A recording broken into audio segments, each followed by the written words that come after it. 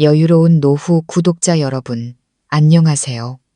세월이 흘러도 아물지 않는 상처처럼 평생 가슴에 남는 슬픔이 있습니다. 오늘 제가 들려드릴 이야기는 사랑과 상실, 그리고 그 뒤에 숨겨진 깊은 상처가 한 가족을 비극으로 몰아넣었던 수년간 이어진 가슴 아픈 사연입니다. 언니가 세상을 떠난 지 4년. 하지만 형부는 매일 밤 제 방문 앞에 서 있었습니다. 그리고 그 문이 열렸을 때 저는 충격적인 진실과 마주해야 했습니다.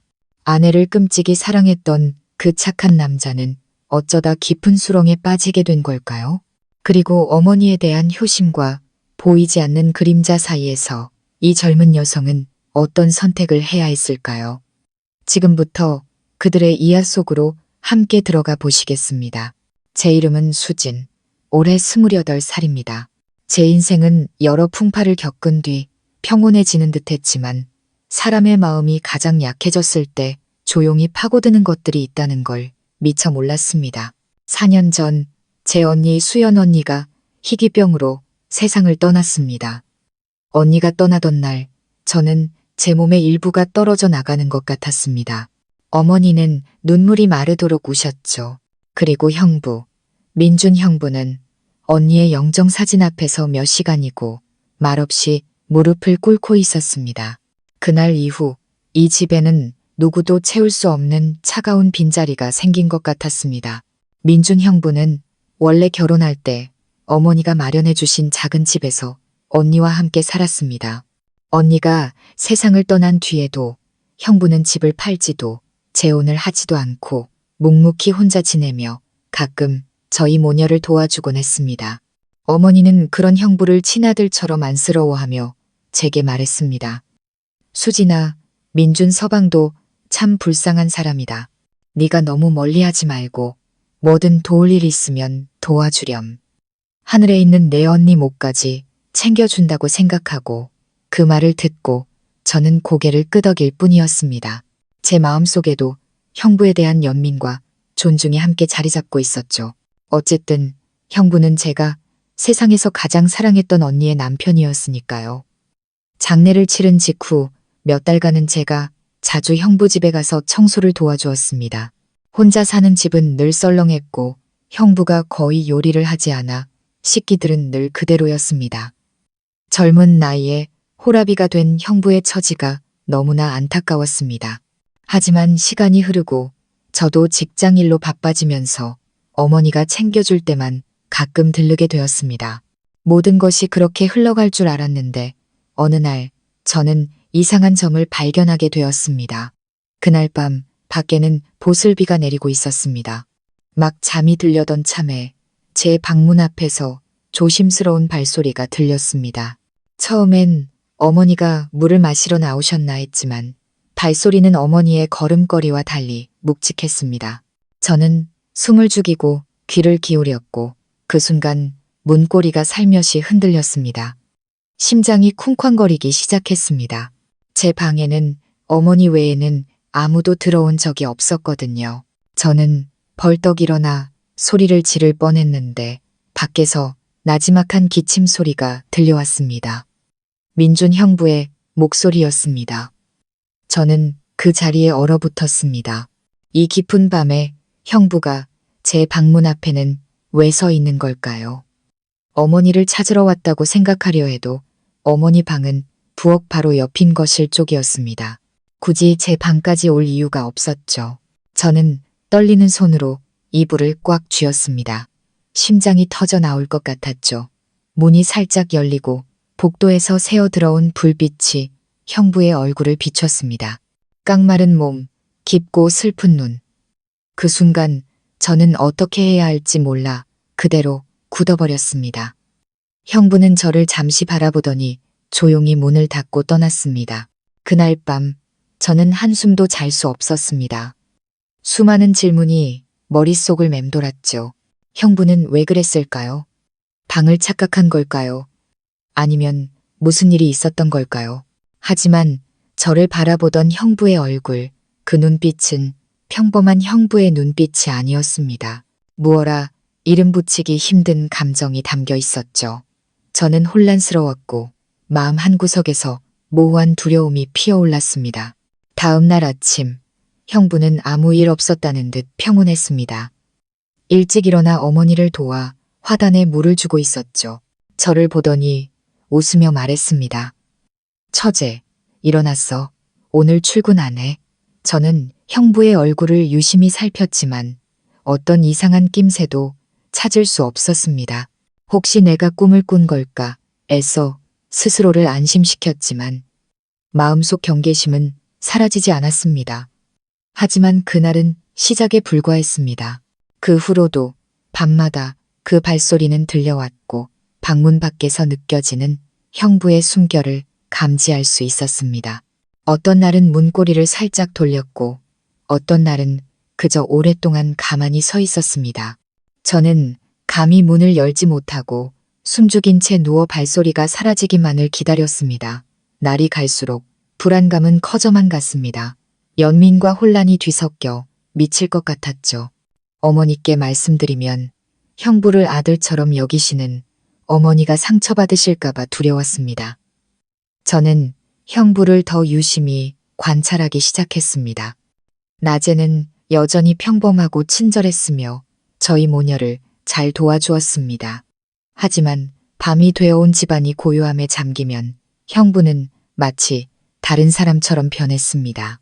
술에 취한 것도 정신이 이상해 보이는 것도 아니었지만 문득 저를 스쳐가는 그의 눈빛은 제 등골을 오싹하게 만들었습니다. 그 눈빛에는 형부와 처제 사이를 넘어선 어떤 감정이 담겨 있는 듯한 눈빛이었죠. 어느 날 밤, 저는 더 이상 참을 수 없어 형부가 문 앞에 서 있는 것을 느끼고 조용히 문을 열기로 결심했습니다. 할 말이 있다면 해야지. 이렇게 침묵으로 저를 짓누르는 것은 견딜 수 없었습니다.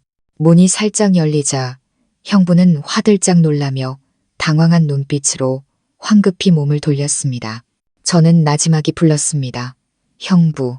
하지만 형부는 대답 없이 빠른 걸음으로 아래층으로 내려갔습니다. 저는 수천 개의 바늘이 심장을 찌르는 듯한 고통 속에 망연자실 서 있었습니다. 그날 이후 저와 형부 사이에는 보이지 않는 벽이 생겼습니다. 저는 더 이상 형부의 눈을 마주치지 못했고 단둘이 있는 상황을 피했습니다. 하지만 피하면 피할수록 형부가 여전히 저를 조용히 지켜보고 있다는 것을 깨달았습니다. 매일 밤 그 발소리는 어김없이 들려왔습니다. 마치 저를 괴롭히는 유령처럼 끈질기게 기다렸죠. 저는 누구에게도 털어놓을 수 없었습니다. 이 사실이 알려지면 우리 가족의 평화는 산산조각 날 테니까요. 월말에 비 오는 밤 활짝 열린 방문에 소스라치게 놀라 잠에서 깼을 때 저는 형부의 눈을 보았습니다. 무언가 말하고 싶지만 억누르는 듯한 눈빛. 그 순간 저는 두려움과 연민을 동시에 느꼈습니다. 형부는 언니를 너무나 그리워한 나머지 이런 고통을 겪는 걸까요? 아니면 돌이킬 수 없는 착각에 빠진 걸까요? 저는 온몸을 떨며 눈물을 흘렸습니다. 앞으로 무엇이 기다리고 있을지 알 수 없었죠. 이 이야기는 아직 해답을 찾지 못한 채 제 마음속에 뒤엉킨 실타래로 남아 있습니다. 저는 자문했습니다. 만약 언니가 살아있다면 언니는 어떻게 생각할까? 만약 어머니가 이 사실을 아신다면 어머니는 어떻게 하실까? 나는 형부를 어떻게 대해야 할까? 그리고 나의 이 침묵이 더 큰 비극을 키우고 있는 것은 아닐까? 급이 오는 밤 이후 저는 다른 사람이 된 것 같았습니다. 밤이 되면 불안에 떨었고 이불 속에 누워서도 눈을 동그랗게 뜬 채 집안의 작은 소리 하나하나에 귀를 기울였습니다. 예전에는 어머니와 언니의 추억이 깃든 이 집이 가장 평화로운 안식처였습니다. 하지만 이제는 어두운 구석, 문틈으로 스며드는 바람 소리에도 소스라치게 놀랐습니다. 제 방문 밖에 한 그림자가 조용히 서 있다는 것을 알기 때문이었습니다. 들어오지도 그렇다고 바로 떠나지도 않는 그 그림자. 매일 밤 그 사람은 민준 형부였습니다. 저는 형부에 대해 더 깊이 생각하기 시작했습니다. 언니가 살아있을 때 형부는 아내를 끔찍이 사랑하고 장모님을 공경하며 가정을 위해 헌신하는 모범적인 남편이었습니다. 그때 집에 올 때마다 언니는 형부가 무거운 일은 절대 못하게 한다며 자랑하곤 했습니다. 퇴근하면 자기가 저녁을 차리고 청소를 한다면서 이런 남편이 있어 더 바랄 게 없다고 했죠. 저는 그런 언니를 부러워했습니다. 하지만 그 행복은 경마가 언니를 형부의 곁에서 빼앗아 가면서 몇 년 만에 끝나버렸습니다. 아마 그래서 형부는 깊은 외로움과 상실감에 빠졌을 겁니다. 하지만 어떤 외로움이 처제의 방문 앞에 매일 밤 서 있게 만드는 걸까요? 확신할 수는 없었지만 제 마음 속에는 말 못할 불안감이 싹트기 시작했습니다. 만약 어느 날 형부가 더 이상 자제력을 유지하지 못한다면 돌이킬 수 없는 일이 벌어질까 두려웠습니다. 아침에 어머니와 함께 부엌에서 식사를 준비할 때면 몇 번이고 이 사실을 말씀드리려 했습니다. 하지만 목이 메어 차마 말이 나오지 않았습니다. 어머니가 충격받으실까봐 두려웠습니다. 아들처럼 여기고 호라비 신세를 안타까워하는 형부인데 제가 이 사실을 말하면 어머니는 분명 가슴 아파하실 겁니다. 어쩌면 제가 형부를 오해한다고 나무라실지도 모릅니다. 저는 그 무거운 걱정을 돌덩이처럼 가슴에 안고 살아야 했습니다. 어느 날 저는 일찍 일어나 밭에 물을 주러 나갔습니다. 넝쿨을 묶어주려고 웅크리고 있는데 등 뒤에서 발소리가 들렸습니다. 돌아보니 민준 형부가 물통을 들고 서 있었습니다. 그의 시선은 제 얼굴에 머물렀고 무언가 말하려는 듯 머뭇거렸습니다. 저는 당황해서 고개를 숙여 그의 시선을 피했습니다. 형부는 가까이 다가와 부드럽게 물었습니다. 처제, 요즘 잠은 잘 자. 저는 심장이 쿵하고 내려앉는 것 같았습니다. 평범한 질문이었지만 이 상황에서는 왜 이리 떨리는 걸까요? 저는 서둘러 대답했습니다.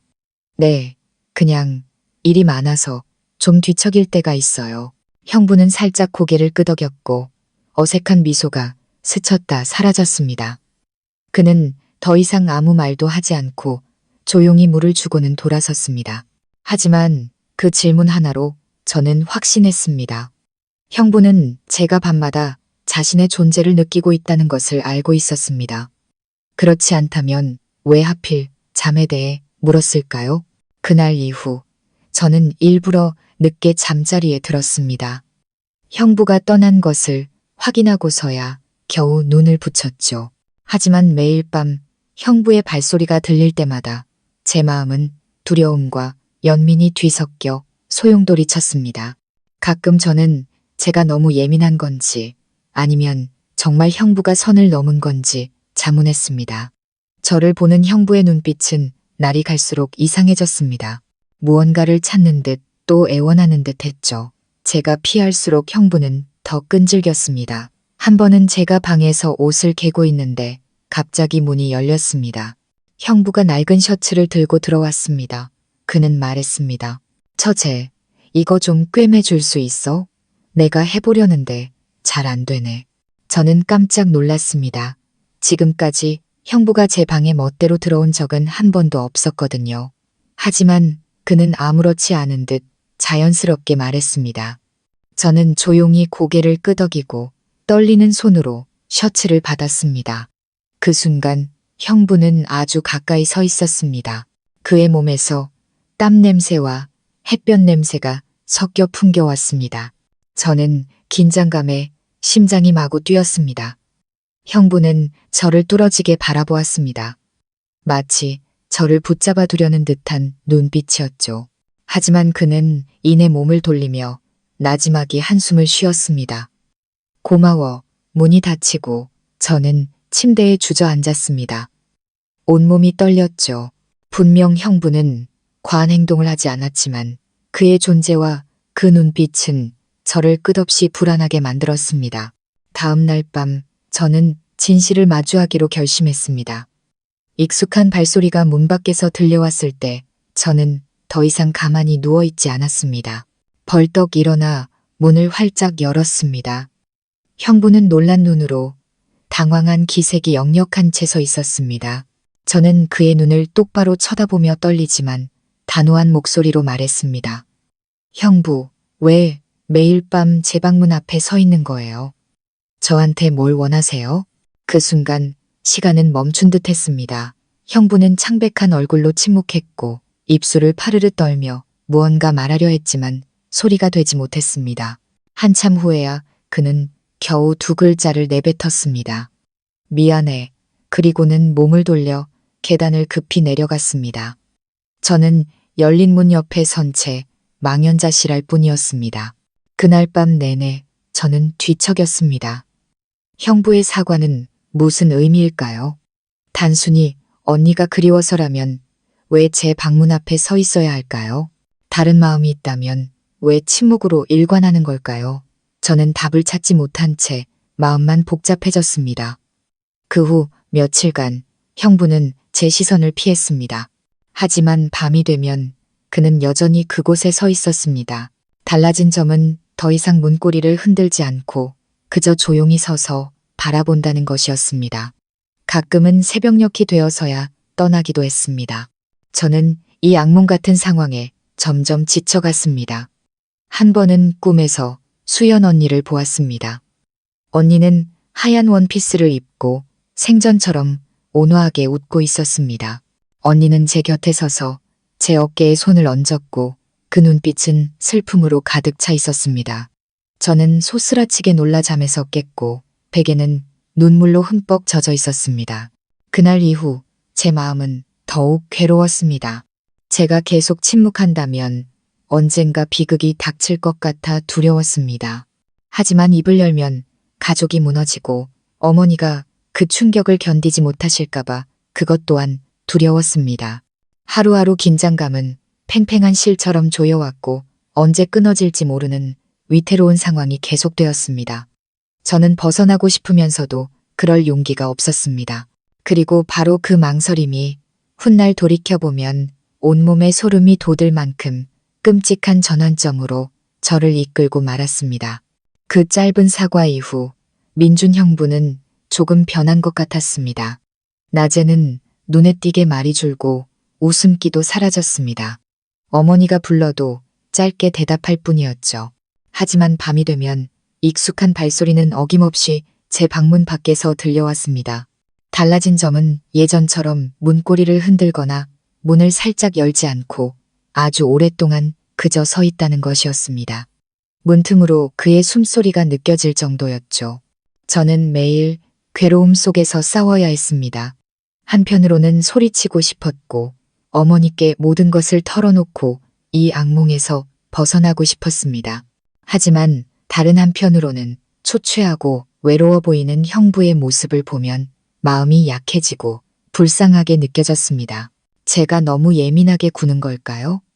형부는 그저 언니를 그리워하며 그 슬픔을 기댈 곳을 찾는 것뿐일까요? 하지만 정말 그리움 때문이라면 왜 언니의 영정사진 앞이 아니라 제 방문 앞에 서 있는 걸까요?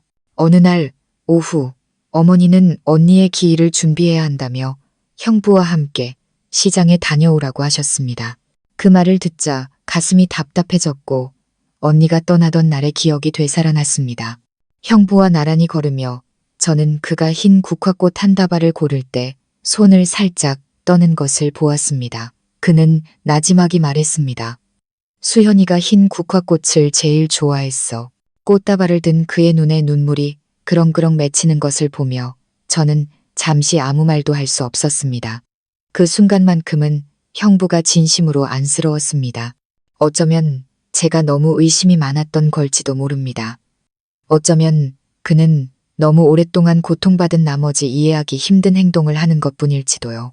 저는 애써 스스로를 다독였지만 불안의 불씨는 여전히 꺼지지 않았습니다. 언니의 기일, 친척들이 많이 찾아왔습니다. 모두들 안쓰러운 눈빛으로 형부를 바라봤죠. 한 아주머니는 말했습니다. 민준아, 자네도 아직 젊은데 언제까지 그렇게 혼자 살 건가? 수연이 간 지도 4년인데 이제 그만 좋은 사람 만나서 새 출발해야지. 형부는 그저 씁쓸하게 웃을 뿐 대답하지 않았습니다. 저는 형부의 시선이 슬쩍 저를 향하는 것을 보고 심장이 쿵 내려앉아 황급히 고개를 숙였습니다. 그날 밤 모두가 돌아간 후 저는 언니의 영정사진 앞에 향을 하나 더 피웠습니다. 은은하게 퍼지는 향냄새에 마음이 무겁게 가라앉았습니다. 저는 마음속으로 속삭였습니다. 언니가 여기 있다면 나 어떻게 해야 할지 좀 알려줘. 나 너무 무서워. 말을 다 잇기도 전에 눈물이 흘러내렸습니다. 방으로 돌아와 문을 닫으려는 순간 등 뒤에서 형부의 발소리가 들렸습니다. 저는 깜짝 놀라 돌아섰고 저를 바라보는 형부의 눈과 마주쳤습니다. 희미한 불빛 아래 그의 눈은 슬픔으로 가득했지만 끝없이 깊어 보였습니다. 그는 나지막이 불렀습니다. 처제. 저는 목이 메어 말했습니다. 형부, 밤이 깊었어요. 어서 주무세요. 하지만 그는 저에게서 시선을 떼지 않았고 걸음을 멈추지 않았습니다. 그는 가까이 다가와 떨리는 목소리로 말했습니다. 미안해. 하지만 가끔은 네가 수현이인지 헷갈릴 때가 있어.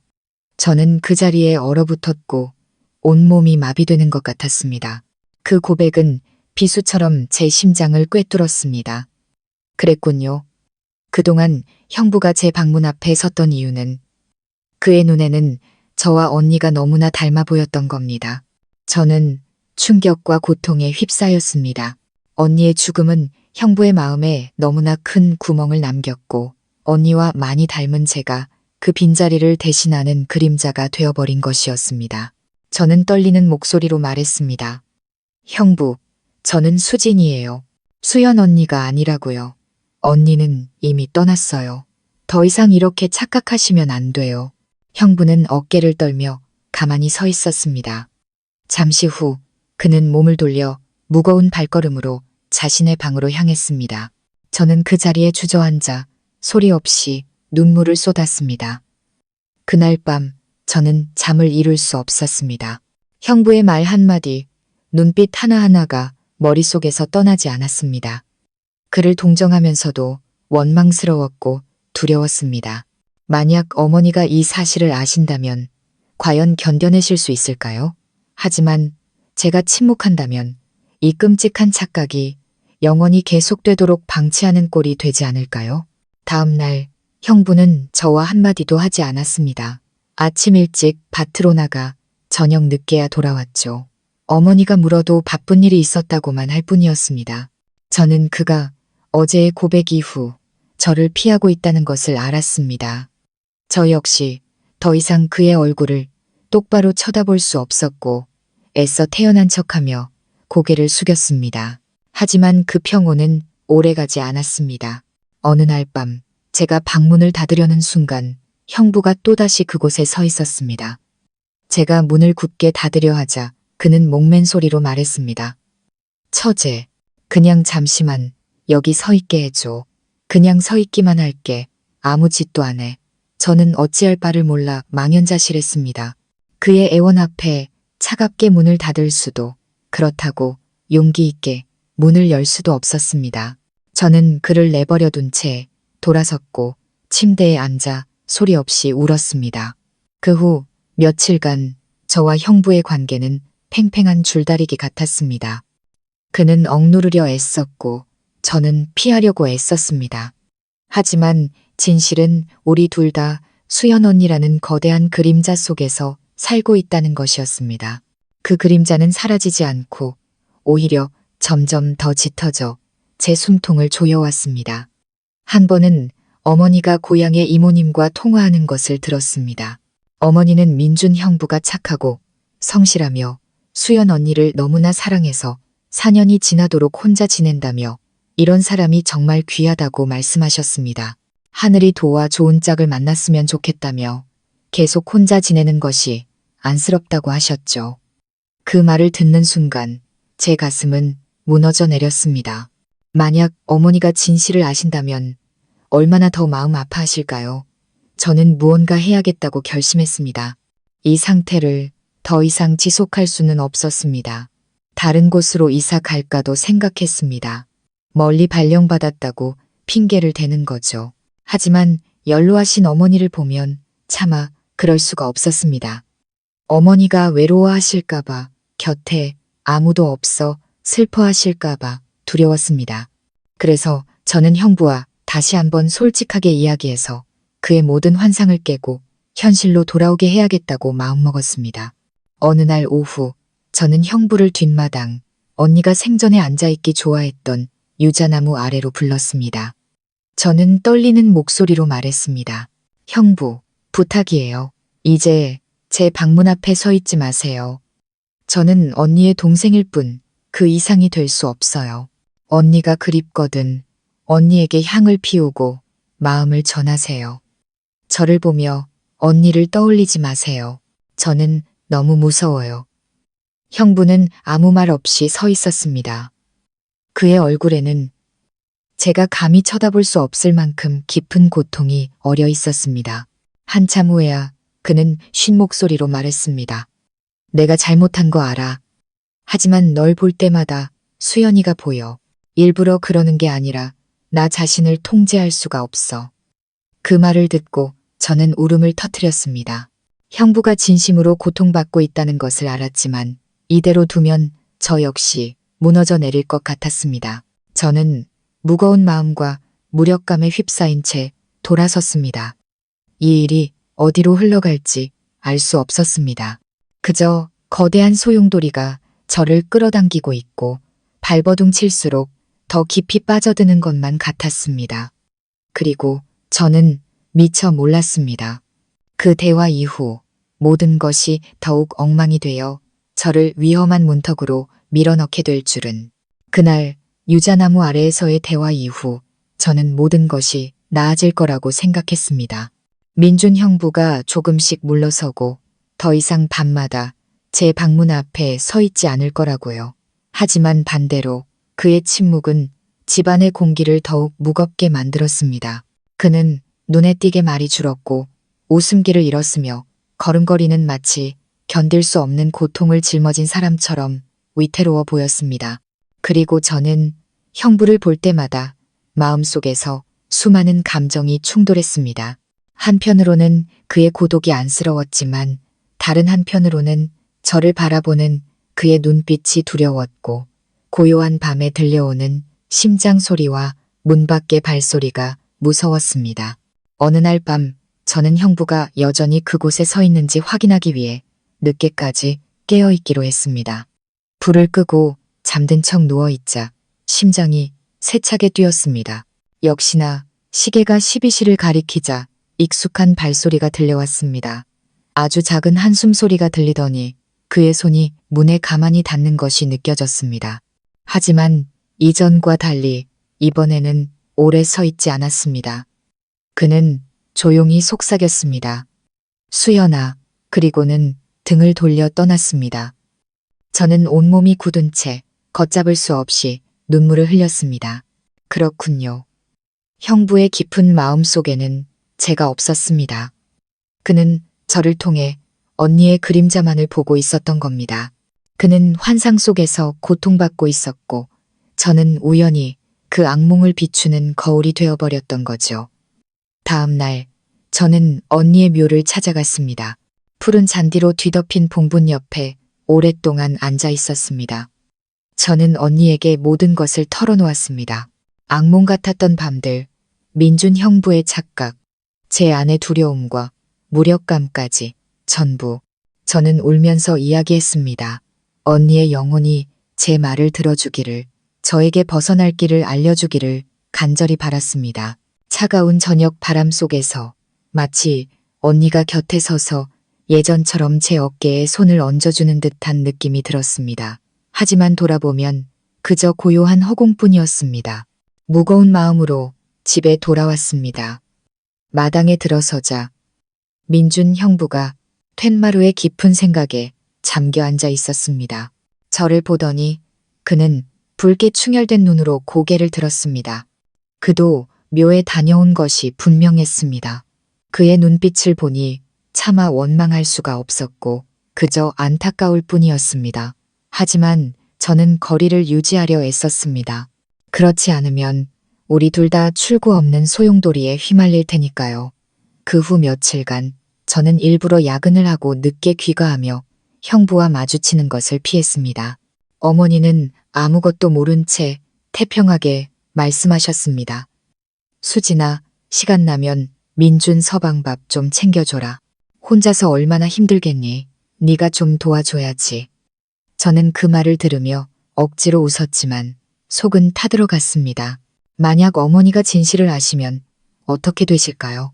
어머니는 원래 몸이 약하셨기에 더 이상 걱정을 끼쳐드리고 싶지 않았습니다. 어느 날 저녁 제가 방에 앉아 있는데 문 두드리는 소리가 들렸습니다. 저는 깜짝 놀라 형부일 거라고 생각했지만 이번에는 어머니였습니다. 어머니는 문을 열고 들어와 따뜻한 생강차 한 잔을 건네주시며 웃으셨습니다. 밤마다 뒤척이는 것 같아서 이거 마시고 푹 자거라. 저는 잔을 받아들었고 눈물이 핑 돌았습니다. 어머니는 저를 이렇게나 아껴주시는데 어떻게 어머니의 마음을 아프게 할 수 있을까요? 저는 작게 고개를 끄덕이고 흐르는 눈물을 감추기 위해 돌아섰습니다. 그날 밤 저는 뜬 눈으로 밤을 새우며 미래에 대해 생각했습니다. 더 이상 이렇게 피하기만 할 수는 없었습니다. 민준 형부에게도 출구가 필요했고 저에게도 평온이 필요했습니다. 그렇지 않으면 우리 둘 다 갈기갈기 찢겨나갈 겁니다. 저는 형부에게 재혼을 권해볼까 생각했습니다. 그가 기댈 수 있는 새로운 사람을 찾는 거죠. 하지만 그의 반응이 두려웠습니다. 제가 이 상황에서 벗어나기 위해 그를 밀어낸다고 생각할까 봐요. 다음 날 아침 저는 용기를 내어 마당에서 의자를 고치고 있는 형부 곁에 앉았습니다. 저는 입을 열었습니다. 형부, 이제 형부도 새 출발할 때가 된 것 같아요. 수연 언니도 형부가 행복하길 바랄 거예요. 이렇게 계속 고통 속에서 사는 걸 원치 않으실 거고요. 형부는 고개를 들어 저를 멍하니 쳐다봤습니다. 잠시 후 그는 씁쓸하게 웃었습니다. 처제가 보기엔 나 같은 놈을 받아줄 여자가 있을 것 같아. 내 심장엔 아직 수연이가 그대로 있는데 내가 감히 누구를 다시 사랑할 수 있을까? 저는 할 말을 잃었습니다. 그는 의자를 내려놓고 돌아섰습니다. 모든 것을 잃은 사람처럼 보였죠. 저는 그의 뒷모습을 보며 마음이 무겁게 가라앉았습니다. 그는 수연 언니의 그림자에서 벗어나고 싶지 않거나 그럴 수 없는 것이 분명했습니다. 그리고 비극은 저를 볼 때마다 그 그리움이 더욱 깊어진다는 것이었습니다. 그날 밤 저는 또다시 문 밖에서 들려오는 발소리를 들었습니다. 하지만 이번에는 조용히 서 있는 대신 그가 입을 열었습니다. 처제, 딱 한 번만 안 될까? 그냥 한 번만이라도 가까이서 너를 보고 그러면 나도 멈출게. 저는 그 자리에 얼어붙었고 온몸이 떨렸습니다. 저는 대답하지 않고 이불 속에서 소리 없이 눈물만 흘렸습니다. 잠시 후 그의 발소리가 멀어졌고 방 안에는 정막만이 남았습니다. 저는 이 상태가 더 이상 지속될 수 없다는 것을 깨달았습니다. 다음 날 저는 마지막으로 그와 솔직하게 이야기하기로 결심했습니다. 저는 그를 마을 뒤편 바람이 스산하게 부는 강가로 불렀습니다. 저는 그를 바라보며 단호하게 말했습니다. 형부, 정말로 수연 언니를 사랑하신다면 언니가 편히 쉴 수 있게 해주세요.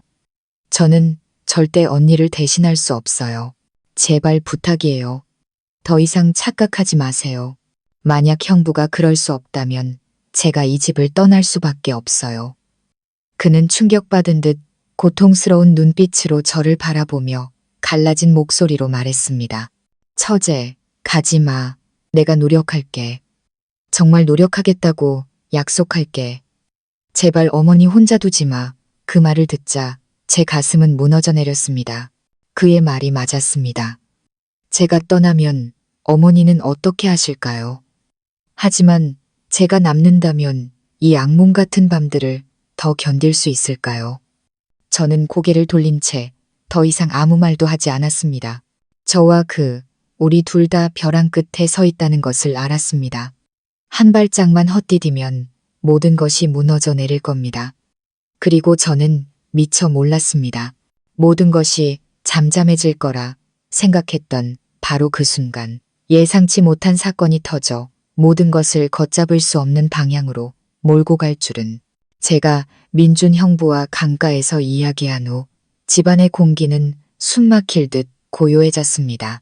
형부는 약속을 지켰습니다. 예전처럼 제 방문 앞에 서 있지도 않았고 밤마다 저를 괴롭히던 발소리도 들리지 않았습니다. 하지만 그 침묵은 마치 다가올 거대한 폭풍을 감추고 있는 듯 저를 더욱 불안하게 만들었습니다. 그는 외출을 거의 하지 않고 하루 종일 밭을 돌보거나 언니의 영정 사진 앞에 조용히 앉아 있었습니다. 몇 시간이고 멍하니 앉아 언니의 이름을 부르는 그의 모습을 여러 번 보았습니다. 저는 그가 안쓰러우면서도 두려웠습니다. 그가 너무 외로워 보여서 안쓰러웠고 그 외로움이 계속 억눌리다 보면 언젠가 폭발할까봐 두려웠습니다. 어느 날 저녁, 제가 어머니를 도와 저녁을 준비하고 있는데 어머니께서 문득 말씀하셨습니다. 수진아, 요즘 민준 서방이 영 몸이 안 좋아 보인다. 밤마다 잠도 못 자고 밥도 제대로 안 먹는 것 같아.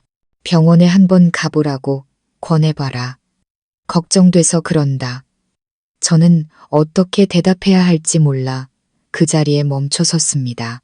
제가 형부에게 다가가면 애써 피하고 있던 감정들을 다시 불러일으킬까봐 두려웠습니다. 하지만 모른 척 했다가 정말 그가 아프기라도 하면 죄책감을 느낄 것 같았습니다. 저는 그저 어머니를 안심시켜드리기 위해 고개를 끄덕였습니다. 그날 밤 제가 막 불을 끄고 잠자리에 들렸는데 아주 작은 노크 소리가 들렸습니다. 심장이 덜컥 내려앉았죠. 저는 대답하지 않고 조용히 있었습니다. 잠시 후 형부의 목소리가 들려왔습니다. 처제, 무서워하지 마. 그냥 한마디만 하려고. 이제 더는 널 귀찮게 하지 않을게. 하지만 이 집에서 떠나지는 마. 어머니 혼자 두지 말아줘. 내가 꼭 거리를 지킬게. 저는 이불 속에서 눈물을 흘렸습니다. 저는 그가 정말로 힘겹게 싸우고 있다는 것을 알 수 있었습니다. 놓고 싶지만 그럴 수 없고 붙잡고 싶지만 잘못될까봐 두려워하는 그의 마음이 느껴졌습니다. 저는 입술을 깨물며 다짐했습니다. 더 강해져야 해. 이 시기를 꼭 이겨내야 해. 하지만 저는 미처 몰랐습니다. 비극은 가장 예상치 못한 방식으로 찾아온다는 것을. 어느 날 제가 야근을 하고 늦게 돌아왔습니다. 날은 이미 어둑어둑했고 집안에는 희미한 등불만 켜져 있었습니다. 문을 열고 들어서자 민준 형부가 식탁에 머리를 밟고 앉아 있었고 그 옆에는 빈 술병 몇 개가 뒹굴고 있었습니다. 저는 그가 그렇게 술을 많이 마신 것을 본 적이 없었습니다. 저를 보더니 그는 붉게 충혈된 눈으로 고개를 들었고 목소리는 쉰 소리가 났습니다. 처제, 그거 알아? 널 볼 때마다 수연이가 돌아온 것 같아. 내가 잘못된 거 아는데 그게 잘 안 돼. 저는 겁에 질려 뒷걸음질 치며 떨리는 목소리로 말했습니다. 형부, 취했어요. 어서 들어가서 주무세요. 하지만 그는 일어나 비틀거리며 제게 다가왔습니다. 제가 피하려는 순간 그는 제 손목을 굳게 잡았습니다. 그의 눈에는 극심한 고통이 어려 있었습니다. 처제, 미안해. 네가 수연이가 아니란 거 알아. 아는데 내 마음이 내 말을 듣질 않아. 그 순간 저는 온몸이 차갑게 식는 것을 느꼈습니다. 저는 그의 손을 뿌리치며 소리쳤습니다. 형부, 저는 언니의 동생이에요. 제발 정신 좀 차리세요. 제 고함 소리에 그는 멈칫했고 그의 눈에 눈물이 고였습니다. 잠시 후 그는 손을 놓고 아이처럼 주저앉아 울기 시작했습니다. 저는 그 자리에 못 박힌 듯 서서 두려움과 연민이 뒤섞인 눈물을 흘렸습니다. 소리를 듣고 방에서 나온 어머니는 그 광경을 보고 경악하셨습니다. 이게 대체 무슨 일이냐? 저는 황급히 눈물을 닦으며 둘러댔습니다. 아니에요, 어머니. 형부가 술에 취해서 제가 방으로 부축할게요. 저는 어머니께 진실을 알릴 수 없었습니다. 어머니는 이미 연로하셨습니다. 만약 형부가 막내딸에게 그런 혼란을 느끼고 있다는 것을 아시면 아마 충격으로 쓰러지실지도 모릅니다. 그날 밤 저는 한숨도 잘 수 없었습니다. 술에 취한 형부의 모습, 그가 내뱉었던 말들이 귓가에 맴돌았습니다. 저는 이 일이 이미 선을 넘었다는 것을 깨달았습니다.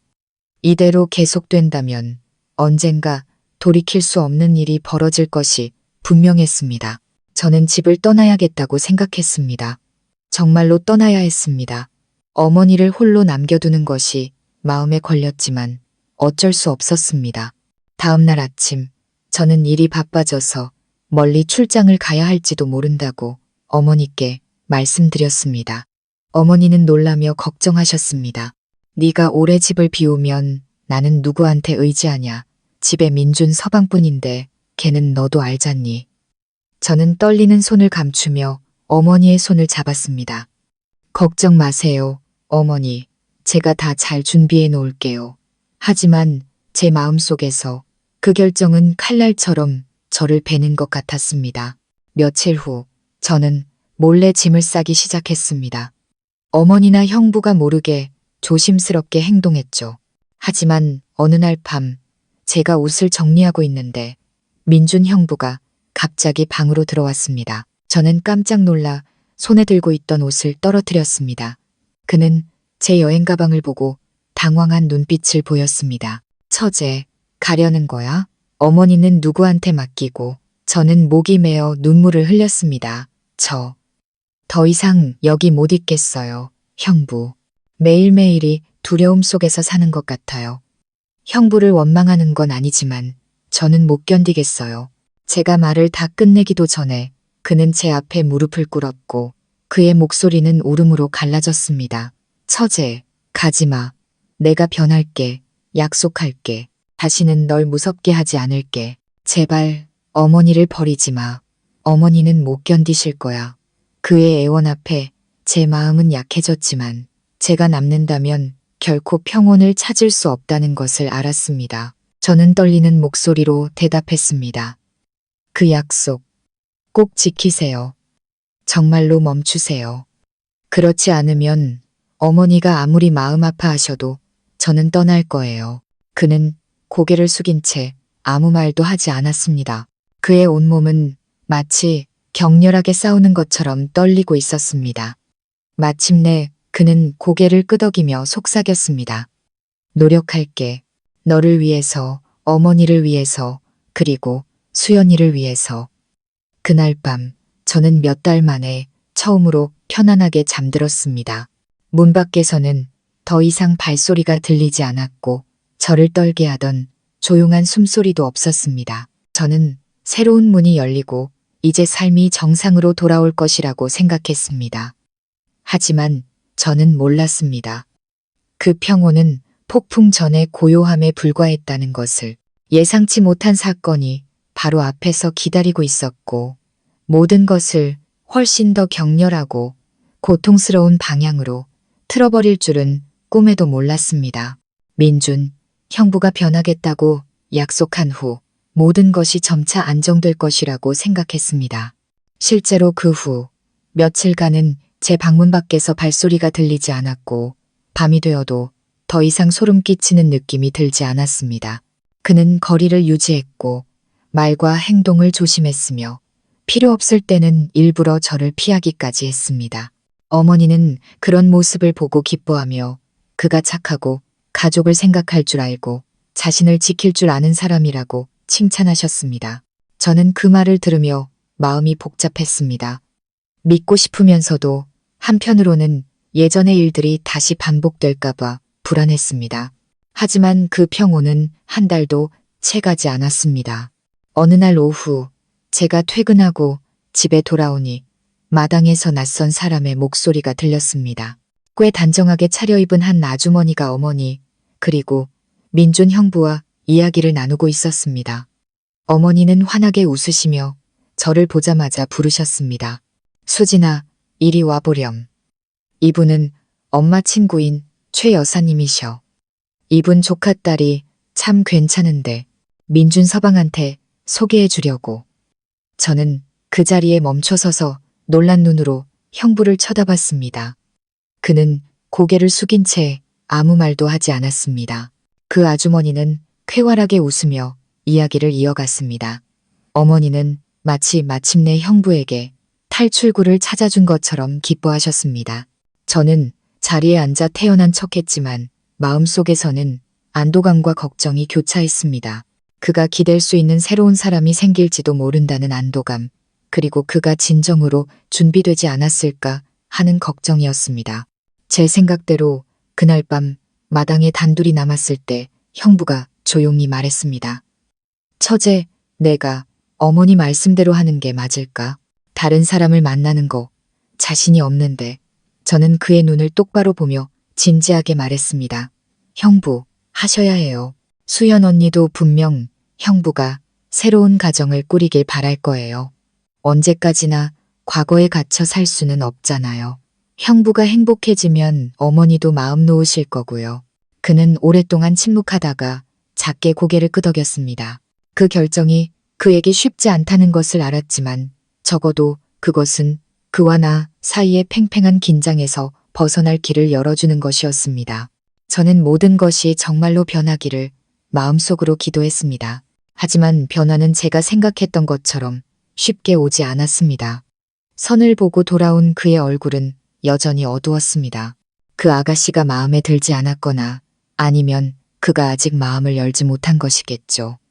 저는 차마 자세히 묻지 못하고 조용히 지켜볼 뿐이었습니다. 그리고 어느 날 밤 제가 두려워하던 일이 일어나고 말았습니다. 제가 누워있는데 문 두드리는 소리가 들렸습니다. 다급하지 않고 조심스럽고 망설이는 소리였죠. 저는 숨을 죽이며 어머니이기를 바랐습니다. 하지만 이내 민준 형부의 목소리가 들려왔습니다. 처제, 미안해. 노력해봤는데 안 되겠어. 난 수연이를 잊을 수가 없고 널 볼 때마다 그 애가 보여 눈물이 왈칵 쏟아졌습니다. 저는 벌떡 일어나 문을 열고 그와 마주섰습니다. 저는 그의 눈을 똑바로 보며 단호하게 말했습니다. 형부, 그런 말 이제 그만하세요. 저는 수진이에요. 수연 언니가 아니라고요. 형부가 그럴수록 제가 언니한테 죄짓는 기분이에요. 아직도 언니를 사랑하신다면 제발 저를 언니의 그림자로 만들지 마세요. 저는 더 이상 못 견디겠어요. 그는 고통스러운 얼굴로 말없이 서 있었습니다. 저는 그의 얼굴을 오래 쳐다볼 수 없었죠. 잠시 후 그는 작게 고개를 끄덕이고 등을 돌려 떠났습니다. 하지만 그날 이후 저를 향한 그의 눈빛은 더욱 이상해졌습니다. 그것은 더 이상 단순한 착각이 아니라 무언가 더 깊고 복잡한 감정 같았습니다. 저조차도 감히 이름 붙일 수 없는 그런 감정이었죠. 저는 본격적으로 그를 피하기 시작했습니다. 야근을 자청해 늦게 귀가하고 집안에서의 접촉을 최소화했습니다. 하지만 어머니는 제 변화를 눈치채고 물으셨습니다. 수진아, 요즘 무슨 일 있니? 얼굴이 많이 상했구나. 저는 그저 일이 바빠서 그렇다고 둘러댈 뿐이었습니다. 어머니는 의심 없이 오히려 저와 가까이 지낼 일들을 형부에게 맡기셨습니다. 저는 어머니가 안쓰러우면서도 무력감을 느꼈습니다. 어느 주말 저녁 온 가족이 식사를 하는데 어머니가 불쑥 말씀하셨습니다. 민준 서방, 자네도 이제 장가갈 생각을 해야지. 수진이가 집에 있을 땐 돕는 사람이 있어. 괜찮지만 나중에 수진이가 시집가고 나면 어쩔 거냐. 나도 늙었는데 언제까지 혼자 살 순 없지. 어머니의 말에 저는 멈칫하며 슬쩍 형부를 쳐다봤습니다. 그는 바로 대답하지 않고 잠시 제 쪽으로 시선을 돌렸습니다. 그 눈빛에 제 가슴이 철렁 내려앉았습니다. 저는 그가 어머니의 뜻을 이해했다는 것을 알았지만 그는 아직 대답할 준비가 되어 있지 않았습니다. 그날 밤 저는 잠을 이룰 수 없었습니다. 그의 모든 눈빛, 문 밖에 서 있던 모습, 술에 취해 내뱉었던 말들이 악몽처럼 저를 짓눌러 숨이 막혔습니다. 저는 자문했습니다. 과연 내가 이 집에서 이 긴장감 속에서 계속 살 수 있을까? 아니면 이제 정말 선택을 해야 할 때일까? 그러던 어느 날 예상치 못한 사건이 터졌습니다. 그날 아침 제가 출근 준비를 하는데 어머니가 시장에서 쓰러지셨다는 연락을 받았습니다. 저와 민준 형부는 황급히 어머니를 병원으로 모셨습니다. 의사 선생님은 어머니가 쇠약해지셨다며 절대 안정을 취하고 걱정거리를 만들지 말라고 하셨습니다. 병원 침대에 누워 계신 어머니를 보며 제 심장은 찢어지는 것 같았습니다. 더 이상 어머니를 슬프게 하는 일은 없어야 했습니다. 어머니가 입원해 계신 동안 민준 형부는 거의 곁을 떠나지 않았습니다. 그는 어머니의 식사와 잠자리를 챙겼고 보는 사람마다 칭찬할 정도로 살뜰히 보살폈습니다. 저는 그런 모습을 보며 마음이 더욱 복잡해졌습니다. 이 남자는 어떤 면에서는 정말 좋고 존중받을 만한 사람이었지만 동시에 저를 두렵게 하고 괴롭게 하는 근원이기도 했습니다. 어느 날 밤 어머니가 잠드신 후 저는 병원 복도에 앉아 텅 빈 마당을 바라보고 있었습니다. 민준 형부가 조용히 제 옆에 앉았습니다. 한참의 침묵 끝에 그가 나지막이 말했습니다. 처제, 내가 그동안 너를 많이 힘들게 했다는 거 알아. 하지만 맹세할게. 이제부터는 너를 정말 동생으로만 대할게. 다시는 널 무섭게 하지 않을 테니 제발 어머니 곁을 떠나지 마. 어머니는 네가 필요하고 나도 필요해. 그 말을 듣자 눈물이 하염없이 흘렀습니다. 저는 고개를 끄덕였지만 마음속으로는 모든 것이 그렇게 쉽지 않다는 것을 알고 있었습니다. 한 번의 약속으로 깊이 새겨진 악몽을 지울 수는 없었으니까요. 하지만 어머니를 위해 저는 침묵을 선택할 수밖에 없었습니다. 어머니가 퇴원하신 후 모든 것이 정상으로 돌아온 듯 했습니다. 하지만 그것은 겉모습일 뿐이라는 것을 저는 알고 있었습니다. 마음 깊은 곳에서 저와 민준 형부는 여전히 풀 수 없는 실타래 속에서 살고 있었습니다. 그리고 제가 그 평온을 지키려 애쓰던 바로 그 순간 예상치 못한 진실이 드러나면서 모든 것이 완전히 뒤집히고 말았습니다. 어머니가 퇴원하신 후 저는 모든 것이 점차 정상으로 돌아갈 것이라고 생각했습니다. 어머니는 건강을 되찾으셨고 저와 민준 형부가 늘 곁에 있으니 정신적으로도 안정을 찾으셨습니다. 식사 때마다 어머니는 미소를 지으며 민준 형부의 살뜰함을 칭찬하고 저의 효심을 기특해 하셨습니다. 겉으로 보기에 저희 작은 집은 온기로 가득했지만 제 마음은 달랐습니다. 저는 그 평온이 얇은 껍질에 불과하며 그 안에는 조용한 파도가 일고 있다는 것을 알고 있었습니다. 병원에서 돌아온 후 민준 형부는 많이 자제하는 모습을 보였습니다. 그는 약속대로 더 이상 제 방문 밖에 서 있지 않았습니다. 가끔 저를 보는 그의 눈빛에 슬픔이 스치긴 했지만 저는 시간이 그를 잊게 해줄 것이고 우리 둘 다 괜찮아질 것이라고 스스로를 다독였습니다. 저는 그 믿음으로 어머니 곁에서 두려움 없이 살아가려 했었습니다. 하지만 진실은 언제나 생각보다 잔인했습니다. 어느 날 오후 제가 시장에 다녀오는데 옆집 아주머니와 마주쳤습니다. 원래 남의 일에 관심이 많은 분이었죠. 저를 보자마자 끌어당기며 속삭였습니다. 수진아, 요즘 민준 서방하고 무슨 일 있니? 동네 사람들이 수군거리던데 밤마다 그 이 그림자가 내 방문 앞에 서성인다고 사람들이 그러는데 아주머니는 말을 잇지 못했습니다. 제 심장이 철렁 내려앉았고 얼굴이 화끈 달아올랐습니다. 저는 황급히 고개를 저었습니다. 아니에요, 아주머니. 사람들이 잘못 본 걸 거예요. 하지만 아주머니는 제 눈을 똑바로 보며 확신에 찬 목소리로 말했습니다. 수진아, 조심해야 해. 남편 일은 형부가 처제랑 한 집에 사는 거 말 나오기 딱 좋아. 너 아직 젊은데 평판 관리 잘해야지. 저는 집에 돌아오는 내내 마음이 복잡했습니다. 민준 형부가 제 방문 앞에 섰던 일을 저만 아는 것이 아니었습니다. 그가 방에 들어온 적은 없었지만 그 그림자만으로도 사람들은 이야기를 만들어내기에 충분했던 겁니다. 저는 제 명예가 걱정되면서도 어머니가 그 소문을 들으실까봐 두려웠습니다. 만약 어머니가 아시면 그 충격을 견디실 수 있을까요? 그날 밤 저는 어머니 곁에 앉아 그분의 얼굴에 깊게 펜주름을 보며 마음 아파했습니다. 어머니가 이해하실 수 있도록 모든 것을 털어놓고 싶었지만 목이 메어 말이 나오지 않았습니다. 사위 때문에 어머니가 상처받는 것도 제가 나쁜 소문에 휩싸이는 것도 원치 않았습니다. 저는 그저 입을 다문 채 가슴을 졸일 뿐이었습니다. 하지만 제가 두려워하던 일은 결국 일어나고야 말았습니다. 어느 날 제가 퇴근하고 돌아오니 집안에서 어머니의 고함 소리가 들렸습니다. 민준 서방, 자네 요즘 밤마다 우리 수진이 방문 앞에 서 있었다는 게 사실인가? 동네 사람들이 다 알도록 소문을 내고 다닌다는데 저는 그 자리에 얼어붙었고 심장이 멎는 것 같았습니다. 어머니께서 풍문으로 소문을 들으신 겁니다. 제가 달려들어가 보니 민준 형부가 고개를 숙인 채 아무 대답도 하지 못하고 있었습니다. 어머니는 분노에 차 눈물을 흘리셨습니다. 내가 자네를 아들처럼 여겼는데 어찌 이런 짓을 해서 동네 사람들 입에 내 딸을 오르내리게 하는가? 하늘에 있는 수연이는 안 보이는가? 저는 황급히 어머니의 손을 잡았습니다.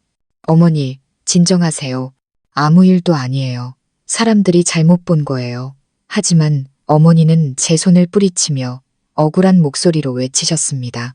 아무 일이 아닐 리가. 온 동네가 다 아는데 자네가 아니면 누구란 말인가? 수진이는 내 딸이니 내가 믿는다. 하지만 자네, 말해보게 왜 그랬는가? 민준 형부가 고개를 들었습니다. 그의 눈은 붉게 충혈되어 있었고 목소리는 쉬어 있었습니다. 죄송합니다, 장모님. 정말 일부러 그런 게 아닙니다.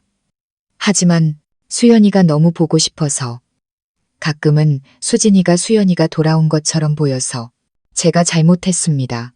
제가 다 잘못했습니다. 그 말을 들으신 어머니는 의자에 주저앉아 얼굴을 감싸고 통곡하셨습니다. 저는 어머니를 끌어안았고 제 눈에서도 눈물이 쏟아졌습니다. 온 집안이 비극에 잠겼습니다. 저는 어머니가 그렇게 고통스러워하시는 모습을 본 적이 없었습니다. 그날 이후 어머니는 민준 형부에게 차갑게 대하셨습니다. 더 이상 함께 식사하자고 부르지도 어떤 일도 부탁하지 않으셨습니다. 그는 묵묵히 바치를 했고 집안에는 거의 들어오지 않았습니다. 저는 죄책감 속에서 살았습니다. 어머니도 안쓰럽고 형부도 안쓰러웠으며 제 명예가 훼손된 것도 슬펐습니다. 어떻게 해야 모든 것을 예전으로 돌릴 수 있을지 알 수 없었습니다. 어느 날 밤 저는 형부 방에서 울음소리를 들었습니다. 너무나 고통스럽고 목이 메인 울음소리에 저도 눈물을 참을 수 없었습니다. 하지만 가까이 다가갈 수 없었습니다. 한 걸음만 더 다가가면 모든 것이 누구도 원치 않는 방향으로 흘러갈 것을 알았기 때문입니다. 저는 그저 조용히 따라 울며 시간이 이 고통을 지워주기를 기도할 뿐이었습니다. 하지만 인생은 그렇게 간단하지 않았습니다. 어느 날 퇴근길에 동네 어귀에서 아주머니 몇 분이 속삭이며 이야기하는 것을 보았습니다. 한 분이 쏘아붙이듯 말했습니다. 저 수진이라는 애 형부랑 같이 산다더니 쯧쯧 어떻게 될지 뻔하지. 여자애가 한번 소문 잘못 나면 씻기 힘든데. 저는 그 자리에 얼어붙었고 심장이 쥐어짜이는 듯 아팠습니다. 저는 못 들은 척 빠른 걸음으로 지나쳤지만 눈물은 이미 뺨을 타고 흐르고 있었습니다. 이제 제가 아무리 조심해도 악의적인 소문을 피할 수 없다는 것을 알았습니다. 그날 밤 저는 떠나야겠다고 결심했습니다. 어머니를 더 이상 힘들게 할 수도 제 명예가 더럽혀지는 것을 두고 볼 수도 없었습니다. 멀리 발령을 신청해서 이곳을 떠날까 생각했습니다. 하지만 연로하신 어머니를 보면 또다시 망설여졌습니다. 제가 가면 어머니는 누구에게 의지하실까요? 제가 이러지도 저러지도 못하고 있을 때 또 다른 사건이 터졌습니다. 다음 날 아침 잠에서 깨자마자 마당에서 어머니의 비명소리가 들렸습니다. 제가 달려나가 보니 민준 형부가 쓰러져 있었고 그의 손에서는 수면제 냄새가 났습니다. 어머니는 겁에 질려 그를 흔들며 우셨습니다. 아니, 자네 왜 이런 어리석은 짓을 하는가? 저 역시 겁에 질려 어머니와 함께 그를 병원으로 옮겼습니다. 다행히 응급처치가 빨라 목숨에는 지장이 없었습니다. 깨어난 그는 저를 보며 지친 눈으로 속삭였습니다. 처제, 미안해. 이렇게 사는 게 더 이상 의미가 없는 것 같아서. 저는 온몸을 떨며 눈물을 쏟았습니다.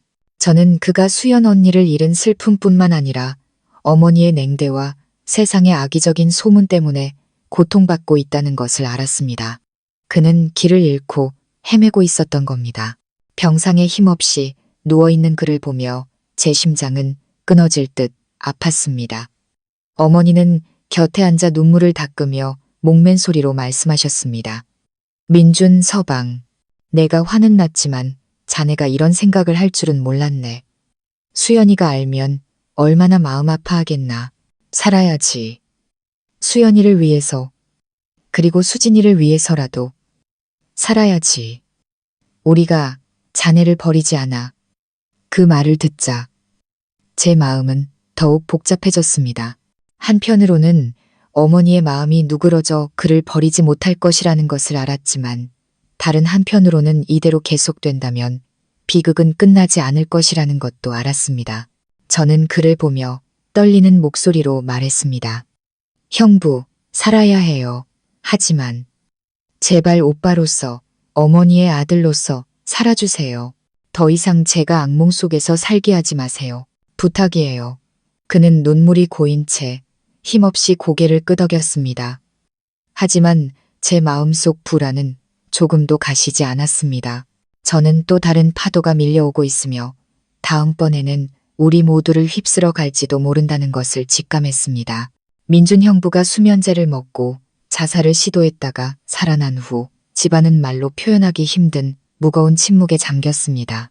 어머니는 몇 년은 더 늙어 보이셨고 하루 종일 언니의 영정 사진 앞에서 중얼거리며 민준 형부가 정신 차리게 해달라고 빌었습니다.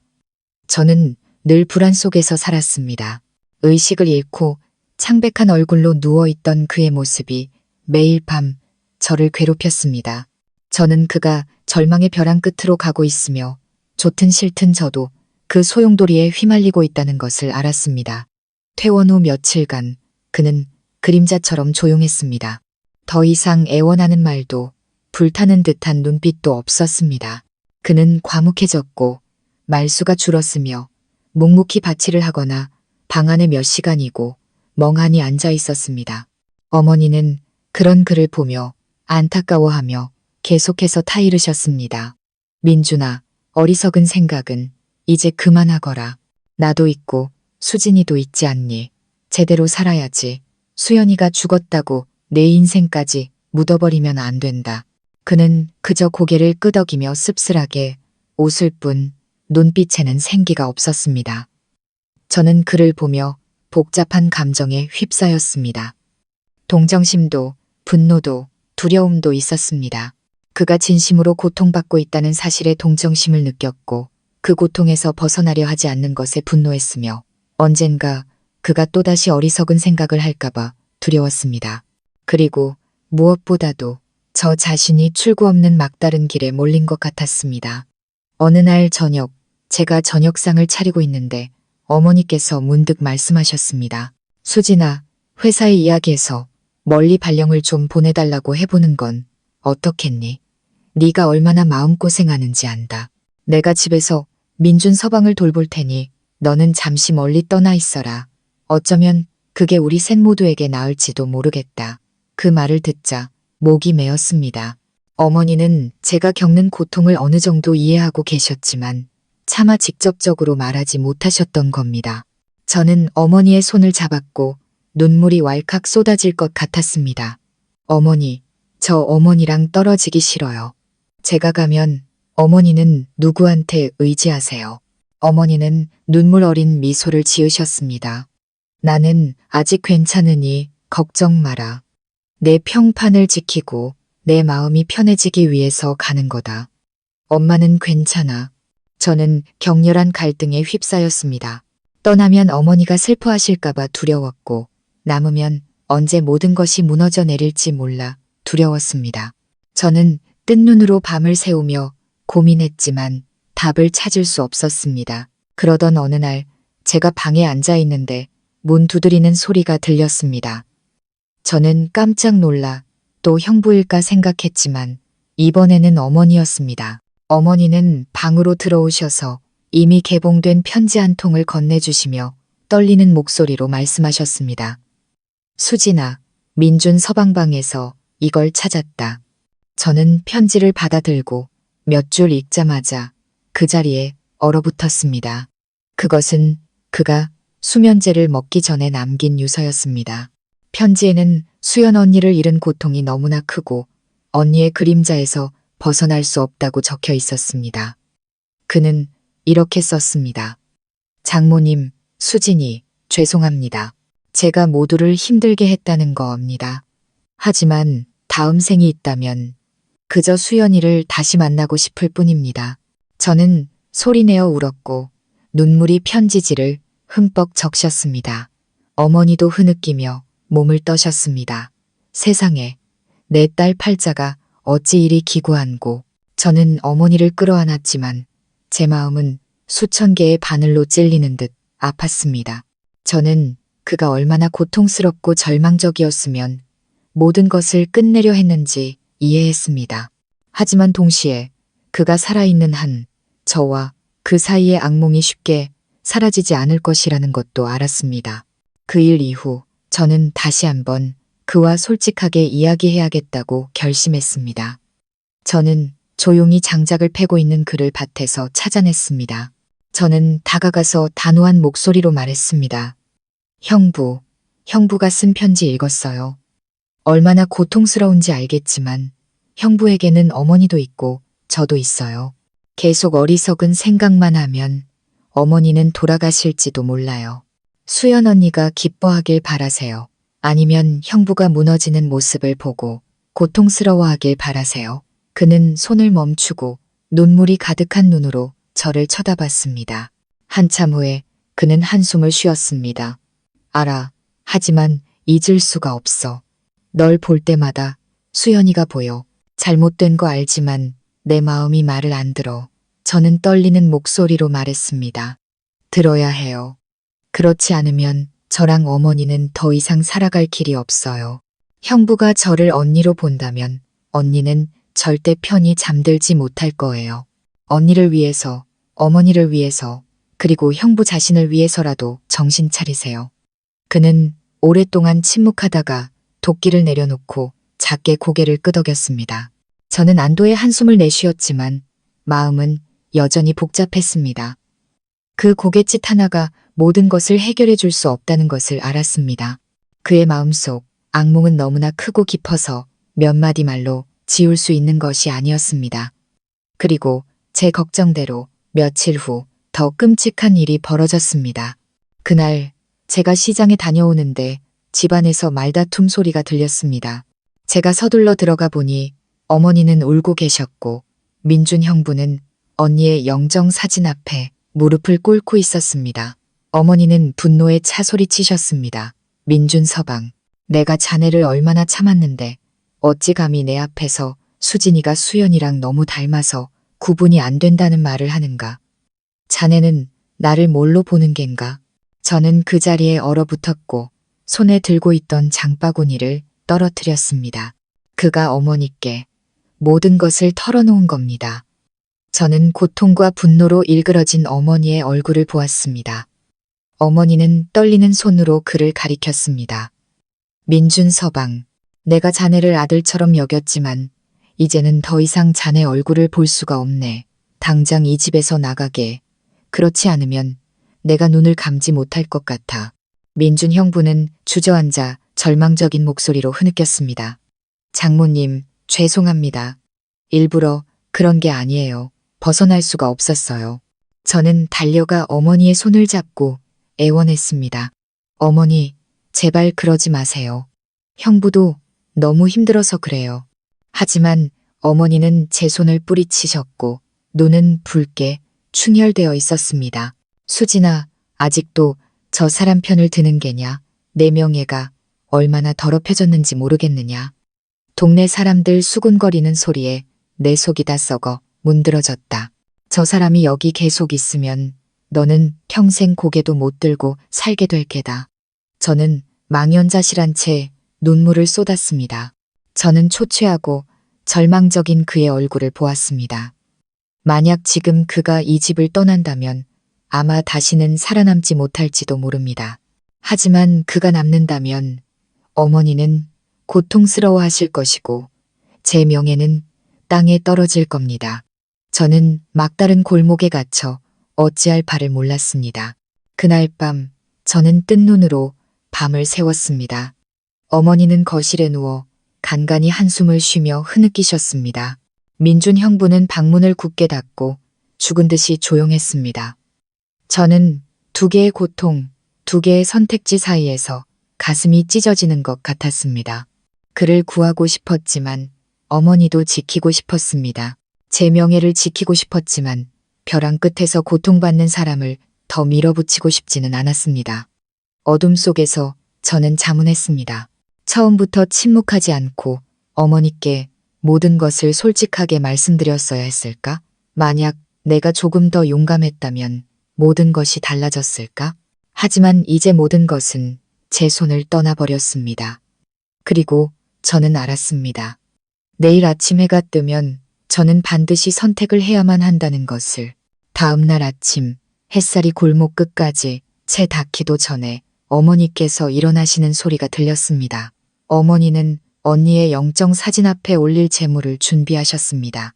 그분의 얼굴은 근심으로 가득했고 밤새 우셨는지 눈은 퉁퉁 부어 있었습니다. 저는 숨막히는 분위기를 조금이라도 풀어보려 무언가 말을 걸고 싶었지만 목이 메어 한마디도 할 수 없었습니다. 어머니는 저를 보셨습니다. 그 눈빛에는 연민과 걱정이 가득했습니다. 그리고 나지막이 한숨을 쉬셨습니다. 수진아, 네가 그동안 고생 많았다. 하지만 더는 너를 이런 상황에 둘 수 없어. 엄마는 결심했다. 민준 서방 내보내야겠다. 저는 깜짝 놀라 심장이 멎는 것 같았습니다. 그 단호한 한마디가 칼날처럼 제 가슴을 베었습니다. 저는 어머니의 말씀이 제 명예와 평온을 위한 올바른 선택이라는 것을 알았습니다. 하지만 동시에 민준 형부가 이곳을 떠나면 그에게는 더 이상 기댈 곳도 삶을 붙잡을 이유도 남아있지 않다는 것도 알았습니다. 저는 떨리는 목소리로 대답했습니다. 어머니, 형부가 떠나면 괜찮을까요? 저는 무서워요. 어머니는 고개를 돌리며 목맨 소리로 말씀하셨습니다. 한 번 아픈 게 질질 끄는 고통보다 낫다. 생각 좀 해봐라. 동네 사람들이 계속 수군거리면 네가 시집이나 제대로 갈 수 있겠니? 나도 늙었는데 언제까지 내 곁에서 너를 지켜줄 수는 없잖니. 엄마는 그저 네가 떳떳하게 고개 들고 살았으면 좋겠다. 내 언니와 형부의 그림자에 평생 얽매이지 않고. 저는 그 자리에 얼어붙었고 눈물이 뺨을 타고 흘렀습니다. 저는 어머니께서 이 결정을 내리기까지 얼마나 많이 생각하고 얼마나 많이 견디셨는지 알았습니다. 하지만 제 마음속에서는 끝없는 죄책감이 저를 괴롭혔습니다. 저는 그를 남녀간의 감정으로 동정하는 것이 아니었습니다. 그저 방향을 잃은 사람, 어디로 가야 할지 모르는 채 떠도는 영혼처럼 보였기 때문입니다. 저는 차마 그를 막다른 골목으로 밀어 넣을 수 없었습니다. 그날 점심 어머니는 민준 형부를 부르셨습니다. 저는 곁에 앉아 있었고 심장은 세차게 뛰었습니다. 어머니는 천천히 한 글자 한 글자 힘주어 말씀하셨습니다. 민준 서방, 내가 많이 생각했다. 자네는 이 집을 떠나야겠네. 정이 없어서가 아니라 우리 수진이의 미래를 지켜주기 위해서일세. 동네 사람들이 뭐라고 하든 나는 견딜 수 있어. 하지만 수진이는 안 돼. 그 아이는 아직 젊고 앞으로 살아갈 날이 많아. 자네가 정말 수연이를 사랑했다면 그 동생도 아껴주게. 평생 손가락질 받게 만들지 말아다오. 민준 형부는 그 자리에 굳어버렸습니다. 그의 눈은 믿을 수 없다는 듯 커져 있었습니다. 한참 후에 그는 무릎을 꿇으며 울음 섞인 목소리로 말했습니다. 장모님, 제가 잘못했습니다. 하지만 일부러 그런 게 아니에요. 수연이의 그림자에서 벗어날 수가 없었어요. 저를 내쫓으시면 저는 어떻게 살라고요. 어머니는 고개를 돌리셨고 어깨를 떨고 계셨습니다. 나도 다른 방법이 없네. 자네가 아직 나를 어미로 생각한다면 제발 떠나주게. 내 딸이 평온하게 살 수 있도록. 공기는 숨막힐 듯 무거웠습니다. 저는 그곳에 앉아 눈물을 흘렸고 가슴은 찢어지는 듯 아팠습니다.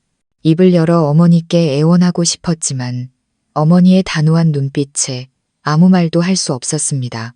마음 깊은 곳에서는 어머니도 저처럼 고통받고 있다는 것을 알았지만 어머니는 덜 아픈 길을 선택하신 겁니다. 그날 오후 민준 형부는 짐을 쌌습니다. 여행 가방을 끄는 소리, 타일을 긁는 발소리 하나하나가 제 심장을 때리는 것 같았습니다. 저는 툇마루에 서서 그를 바라보며 무슨 말을 해야 할지 몰랐습니다. 그는 고개를 들었고 그의 눈은 텅 비어 있었지만 그 안에는 절망의 깊은 심연이 보였습니다. 그는 나지막이 말했습니다. 처제, 미안해. 너랑 장모님을 너무 힘들게 했어. 아마 이게 유일한 방법일 거야. 하지만 언젠가 내가 생각나거든. 내가 진심으로 수연이를 사랑했고 너를 고통에서 지켜주고 싶었다는 것만 기억해줘. 저는 울음을 터뜨리며 그를 붙잡으러 달려가고 싶었지만 발이 땅에 붙어버린 듯 움직이지 않았습니다. 안에서 지켜보시던 어머니도 고개를 돌린 채 소리 없이 눈물만 흘리셨습니다. 민준 형부는 어스름한 저녁에 집을 떠났습니다. 그의 뒷모습은 위태로운 그림자처럼 쓸쓸했습니다. 저는 그의 모습이 골목 끝으로 사라질 때까지 지켜보았고 제 마음은 마치 기억의 일부, 살점의 일부를 잃어버린 것처럼 텅 비었습니다. 이제 이 집에는 저와 어머니만 남았다는 것을 알았지만 마음 깊은 곳에서는 그의 떠남이 이 비극의 끝이 아닐 수도 있다는 것을 직감했습니다. 역시나 며칠 후 소식이 들려왔습니다. 민준 형부가 시내 변두리의 허름한 월세방에서 지내며 하루 벌어 하루 먹고 산다는 이야기였습니다. 어떤 사람은 그가 매일 술에 취해 지낸다고 했고 어떤 사람은 그가 몇 시간이고 밥도 먹지 않고 멍하니 앉아 있는다고 했습니다. 그리고 또 어떤 사람은 그가 포장마차에서 머리를 밟고 울며 수연 언니의 이름을 부르는 것을 보았다고 속삭였습니다. 소문은 어머니의 귀에도 들어갔고 어머니는 그저 침묵하며 슬픈 눈으로 먼 곳을 바라볼 뿐이었습니다. 어머니도 그를 걱정하고 계셨지만 이미 내린 결정을 되돌릴 수는 없었습니다. 저는 더욱 심한 악몽에 시달렸습니다. 밤마다 방에 누워 있으면 문 밖에 서 있던 그의 모습, 고뇌에 찬 그의 눈빛, 지키지 못한 그의 약속이 떠올랐습니다. 저는 두려웠고 안쓰러웠으며 죄책감을 느꼈습니다. 만약 내가 조금 더 용감했다면 모든 것이 달라졌을까? 삶의 벼랑 끝에서 미끄러지고 있는 한 사람을 내가 버린 것은 아닐까? 어느 날 밤 저는 더 이상 참을 수 없어 몰래 그를 찾아 나섰습니다. 수소문 끝에 그가 사는 월세방을 알아냈습니다. 그곳은 벽에는 얼룩이 가득하고 지붕에서는 물이 새는 허름한 방이었습니다. 제가 도착했을 때 그는 삐걱거리는 나무 책상에 앉아 있었고 앞에는 값싼 소주병이 놓여 있었습니다. 저를 보더니 그는 멍하니 있다가 황급히 눈물을 닦으며 억지로 웃었습니다. 처제, 여긴 어쩐 일이야? 저는 목이 메어 눈물을 흘렸습니다. 형부, 왜 이렇게 살아요? 어머니 생각은 안 해요? 어머니도 형부 걱정하세요. 어쩔 수 없이 그러셨던 것뿐이라고요. 그는 씁쓸하게 웃으며 쉰 목소리로 말했습니다. 알아. 하지만 처제, 나에겐 갈 곳이 없어. 붙잡을 것도 없고 나에겐 수현이와의 과거 그리고 나를 괴롭히는 내 그림자뿐이야. 그 말을 듣자 제 심장은 끊어질 듯 아팠습니다. 원망하고 싶고 화내고 싶었지만 결국 제가 내뱉은 말은 이것뿐이었습니다. 살아야 해요. 들었어요? 어떻게든 살아야 한다고요. 다시는 형부를 관 속에서 보고 싶지 않아요. 아직도 수연 언니가 전부라면 언니에게 향이라도 피울 수 있게 살아요. 어머니께 더 큰 고통을 안겨드리지 않게 살라고요. 그는 말없이 서서 눈물이 가득한 눈으로 저를 바라보다가 작게 고개를 끄덕였습니다. 하지만 저는 그것이 언제라도 부서질 수 있는 연약한 약속이라는 것을 알았습니다. 저는 돌덩이를 짊어진 듯 무거운 마음으로 집으로 돌아왔습니다. 그날 밤 저는 어머니 곁에 앉아 그를 만났다는 사실을 숨겼습니다. 어머니께서 더 슬퍼하실까봐 차마 말씀드릴 수 없었습니다. 하지만 제 마음속에서는 이 이야기가 아직 끝나지 않았다는 것을, 민준 형부는 여전히 꺼지지 않은 불씨이며 언제라도 다시 타올라 저와 어머니를 삼켜버릴 수 있다는 것을 알고 있었습니다. 민준 형부가 집을 떠난 후 어머니와 단둘이 남은 집은 조용했지만 한편으로는 평온해졌습니다. 어머니는 더 이상 딸의 평판을 걱정하며 얼굴을 찌푸리지 않으셨습니다. 저 역시 밤마다 문 밖에서 들려오는 발소리에 가슴 졸이지 않게 되었죠. 하지만 제 마음 한구석은 텅 빈 것처럼 허전했습니다. 무어라 이름 붙일 수 없는 그 빈자리는 안도감과 안타까움, 해방감과 상실감이 뒤섞여 있었습니다. 어머니는 종종 언니의 영정 사진 앞에서 멍하니 앉아 계셨습니다. 눈에는 슬픔이 가득했죠. 형부 이야기는 더 이상 꺼내지 않으셨지만 저는 어머니께서 여전히 그를 걱정하고 있다는 것을 알았습니다. 그저 일어난 일들을 용서할 수 없으셨던 거죠. 저는 비밀을 간직한 채 살았습니다. 제가 몰래 형부의 월세방을 찾아가 그가 그림자처럼 위태롭게 살아가는 모습을 본 것을 어머니께 차마 말씀드릴 수 없었습니다. 어머니 마음이 또 약해지고 괴로워하실까봐 두려웠기 때문입니다. 하지만 앙상하게 마른 그의 몸, 눈물 고인 그의 눈을 떠올릴 때마다 저는 죄책감에 시달렸습니다. 어느 날 밤 제가 낡은 옷을 꿰매고 있는데 어머니께서 조용히 말씀하셨습니다.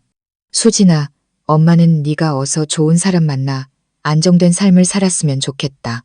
아이도 낳고 엄마는 걱정이 많아. 네가 이렇게 혼자 오래 있으면 동네 사람들이 더 이상한 소리를 할까봐. 내 언니와 형부의 그림자가 내 인생에 영향을 미치는 걸 원치 않는다. 저는 고개를 들었고 눈물이 핑 돌았습니다. 어머니 말씀이 옳다는 것을 알았지만 제 마음 한편에는 여전히 무거운 짐이 남아 있었습니다. 잘못된 감정은 아니었지만 한때 언니와 깊이 연결되었던 한 남자에 대한 연민과 악몽 같은 기억이었습니다. 그러던 중 또다시 예기치 않은 일이 터졌습니다. 그날 제가 회사에 있는데 낯선 번호로 전화가 걸려왔습니다. 떨리는 남자의 목소리였습니다. 혹시 수연 씨 동생분 되시나요? 수진 씨 맞으시죠? 민준 씨가 지금 사고를 쳐서 경찰서에 와 있습니다. 저는 머리가 하얘지고 심장이 마구 뛰었습니다. 황급히 조퇴를 하고 시내 경찰서로 달려갔습니다. 그곳에 민준 형부가 바닥에 주저앉아 있었습니다. 얼굴은 초췌했고 눈은 붉게 충혈되어 있었죠. 경찰관 한 분이 한숨을 쉬며 말했습니다. 이 양반이 술에 취해서 술집에서 싸움을 벌였습니다. 다행히 크게 다친 사람은 없지만 이대로 둘 수는 없습니다. 가족분께서 보증 서시고 집에 데려가서 잘 좀 타일러 주세요. 이러다 언젠가 큰일 나겠습니다. 저는 떨리는 손으로 서류에 서명하고 형부를 부축해 그의 월세방으로 데려갔습니다. 그는 비틀거렸고 술 냄새가 진동했으며 입으로는 중얼거렸습니다. 수진아, 날 버리지 마. 수연아. 저는 그의 곁에 앉아 무너져 내리는 심장을 부여잡았습니다. 한때 언니의 사랑을 듬뿍 받았고 동네에서 착하다고 칭찬받던 그 남자가 어쩌다 이 지경까지 되었을까요? 저는 울면서 그의 얼굴을 닦아주며 속삭였습니다. 형부, 제발 정신 좀 차려요. 이렇게 사는 건 언니한테도 어머니한테도 형부 자신한테도 죄 짓는 거예요. 언제까지 모두를 힘들게 할 거예요? 그는 눈을 뜨고 저를 멍하니 쳐다보다가 갑자기 제 손을 꽉 잡았습니다. 그때 그의 눈빛은 더 이상 혼란스럽지 않았습니다. 대신 극심한 절망과 고통이 담겨 있었죠. 수진아, 내가 잘못한 거 알아. 용서해달라고도 안 해. 하지만 나 혼자는 무서워서 못 살겠어. 저는 그의 손을 떼어내며 떨리는 목소리로 말했습니다. 새로운 사람을 만나서 다시 시작할 수 있어요. 저는 언니를 대신할 수도 없고 형부의 버팀목이 되어줄 수도 없어요. 그는 침묵했고 눈물이 뺨을 타고 흘렀습니다. 앙상한 두 손으로 얼굴을 감쌌죠. 저는 제 심장이 찢어지는 것을 느꼈습니다.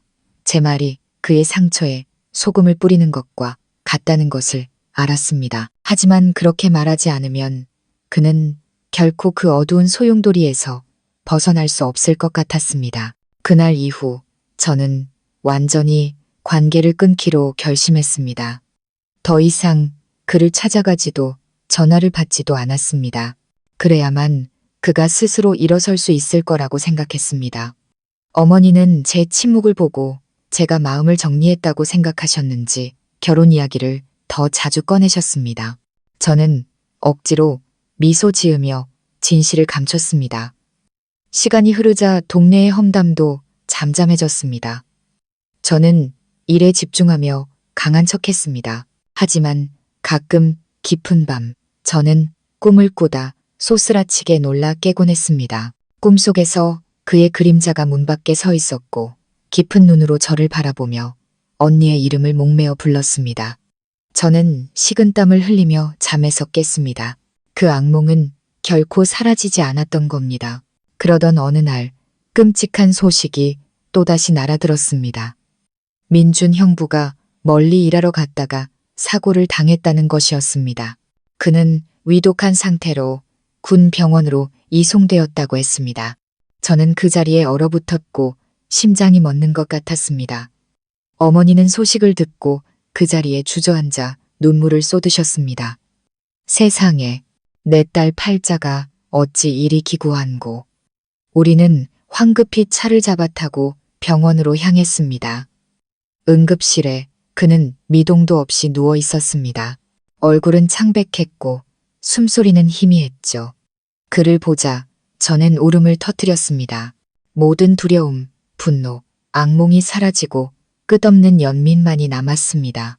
저는 그의 손을 잡고 떨며 불렀습니다. 형부, 살아야 해요. 어머니를 위해서, 저를 위해서, 수연 언니를 위해서라도요. 형부가 이렇게 가면 언니가 너무 슬퍼할 거예요. 그의 눈이 희미하게 열렸고 흐릿한 시선이 제 얼굴에 멈췄습니다. 그는 입술을 움직여 약하게 속삭였습니다. 수진아, 울지 마. 미안해. 평생 너를 힘들게만 했구나.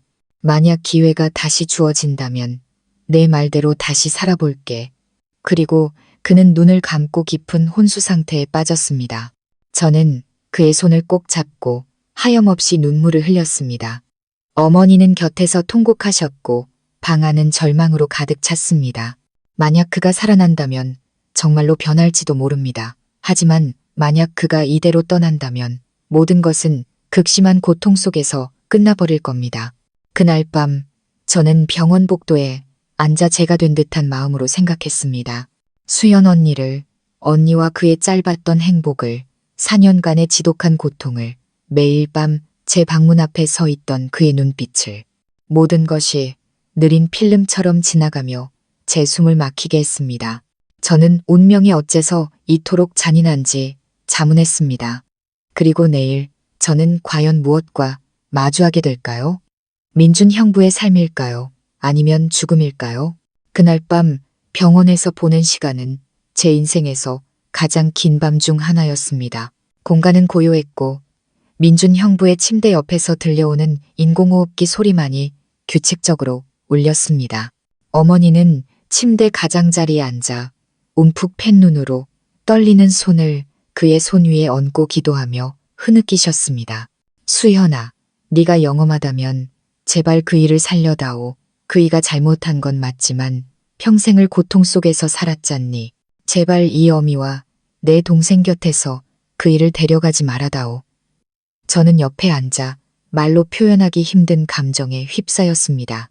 창백한 얼굴, 희미한 숨소리를 내는 그를 보며 안쓰러우면서도 원망스러웠고 무력하면서도 두려웠습니다. 그가 너무나 많은 고통을 겪었다는 사실에 안쓰러웠고 그것을 이겨낼 만큼 강하지 못했다는 것에 원망스러웠습니다. 아무것도 할 수 없는 제 자신이 무력했고 상실의 감각이 바로 곁에 있다는 것이 두려웠습니다. 순간 저는 과거의 악몽 따위는 더 이상 중요하지 않다고 느꼈습니다. 그저 그가 살았으면 좋겠다고 간절히 바랐습니다. 의사 선생님이 나오시며 고개를 저었습니다.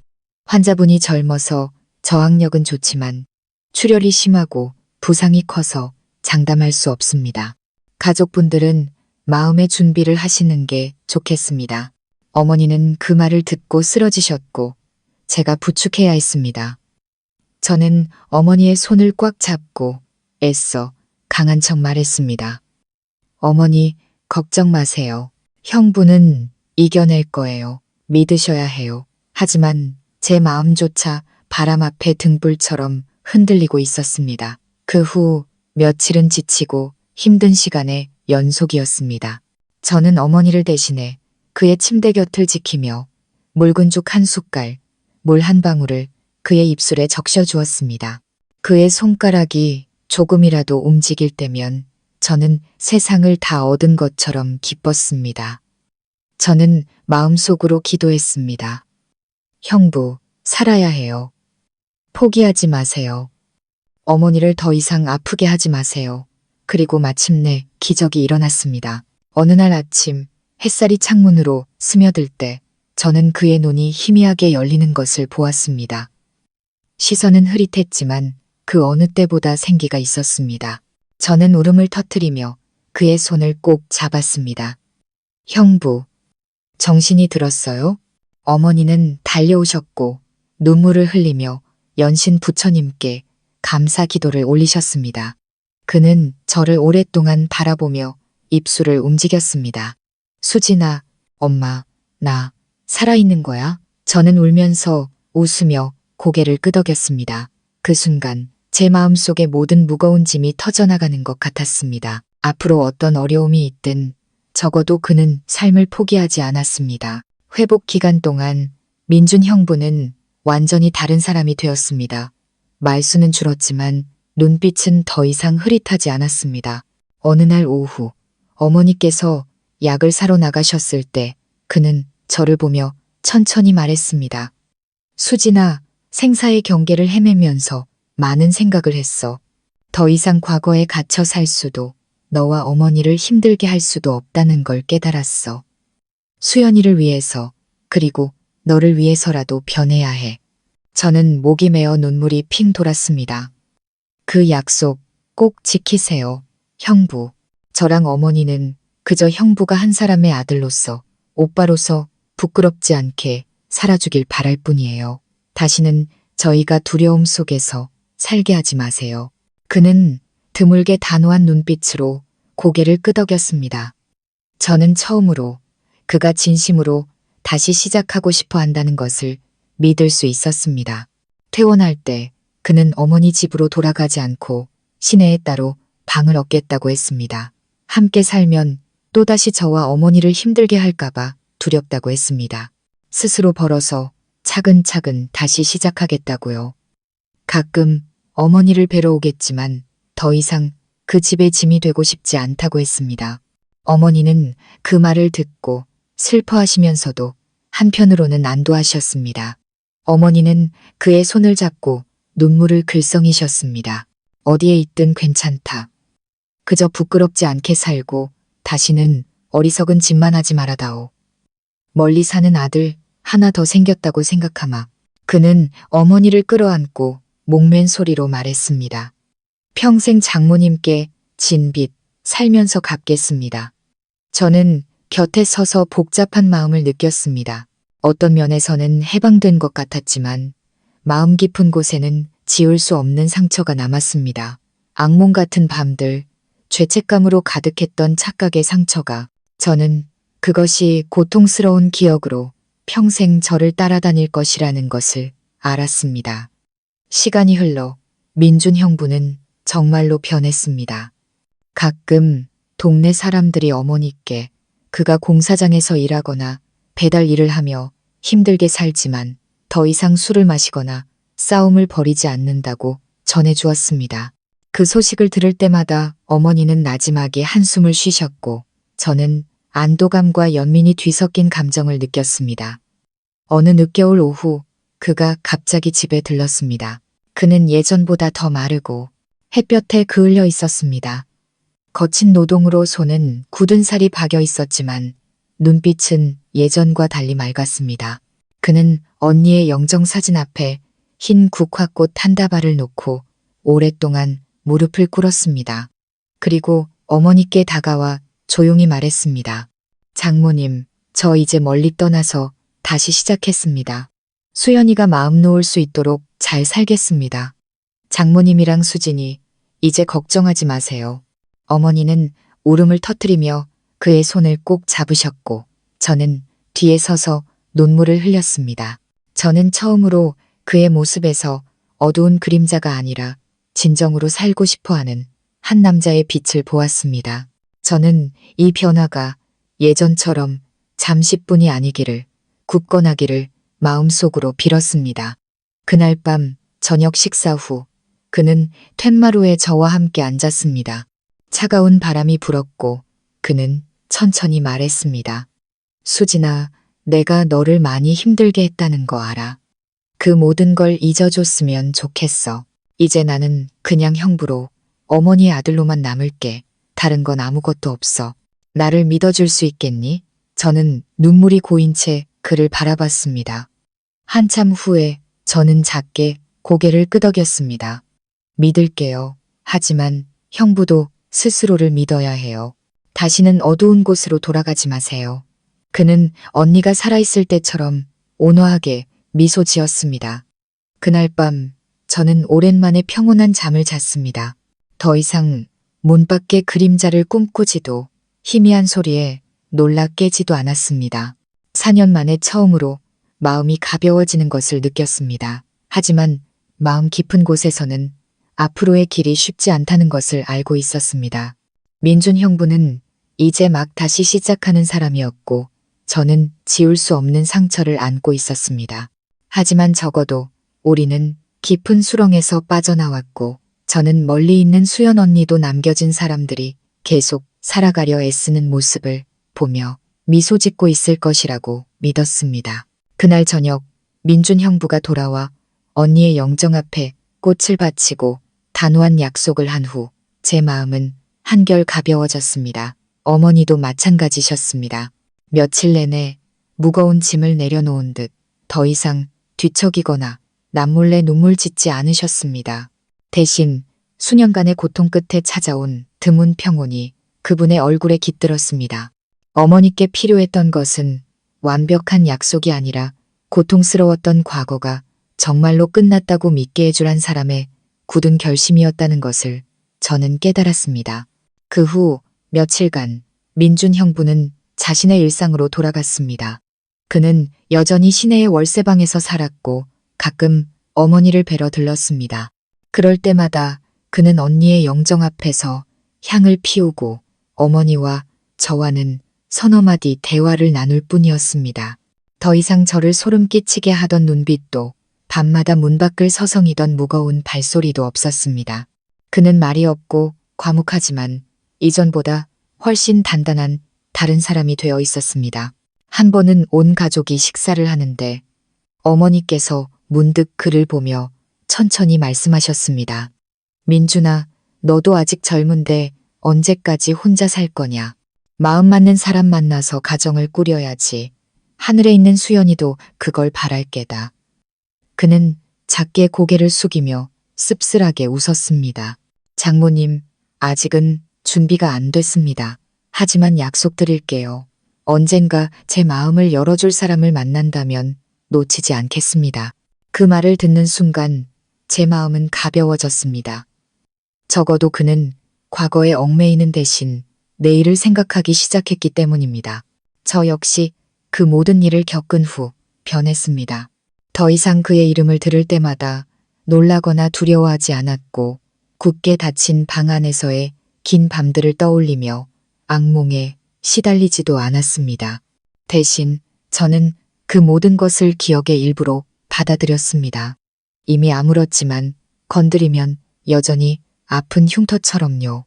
그 흉터는 제게 사람이 과거에 갇히면 얼마나 방향을 잃게 되는지를 가르쳐 주었습니다.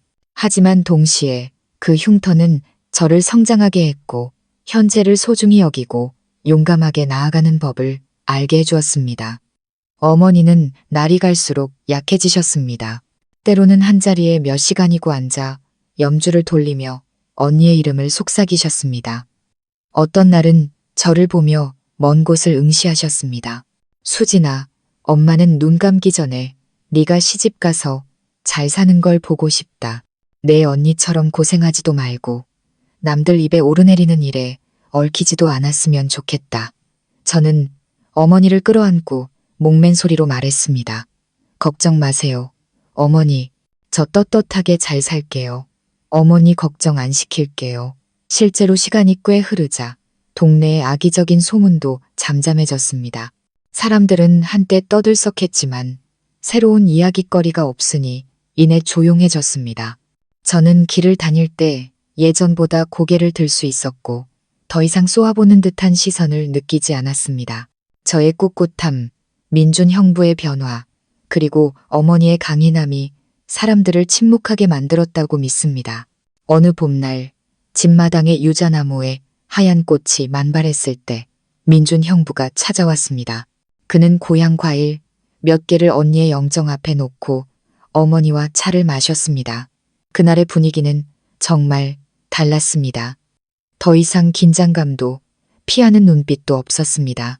그저 평범한 사람들이 함께 앉아 떠나간 사람을 존중과 평온함으로 추억할 뿐이었습니다. 민준 형부가 저를 보며 천천히 말했습니다. 수진아, 나를 버리지 않아줘서 고마워. 네가 무서워하고 나를 미워할 수도 있었는데 너랑 장모님이 아니었다면 아마 나는 지금 이 자리에 없었을 거야. 이제부터 평생 수연이에게 그리고 두 사람이 내게 준 믿음에 부끄럽지 않게 살게. 저는 고개를 끄덕였고 눈물이 흘렀지만 마음은 가벼웠습니다. 그것이 단순한 약속이 아니라 그의 삶 자체에 대한 서약이라는 것을 알았기 때문입니다. 그리고 이번에는 그가 온전히 지켜낼 것이라고 믿었습니다. 그날 밤 저는 방에 누워 문틈으로 불어오는 바람 소리를 들으며 마음이 평온해지는 것을 느꼈습니다. 더 이상 악몽 같은 발소리도 모호한 불안감도 없었습니다. 대신 온화하게 웃던 언니의 모습, 언니의 품에 안겨 있던 어린 시절이 떠올랐습니다. 저는 조용히 속삭였습니다. 언니, 이제 편히 쉬어. 나랑 엄마도 잘 살 거고 형부도 언니가 바라는 대로 살 거야. 다 괜찮을 거야. 그 후 저는 진정으로 제 미래에 대해 생각하기 시작했습니다. 더 이상 악몽 속에서 인생을 흘려보낼 수 없다는 것을 깨달았습니다.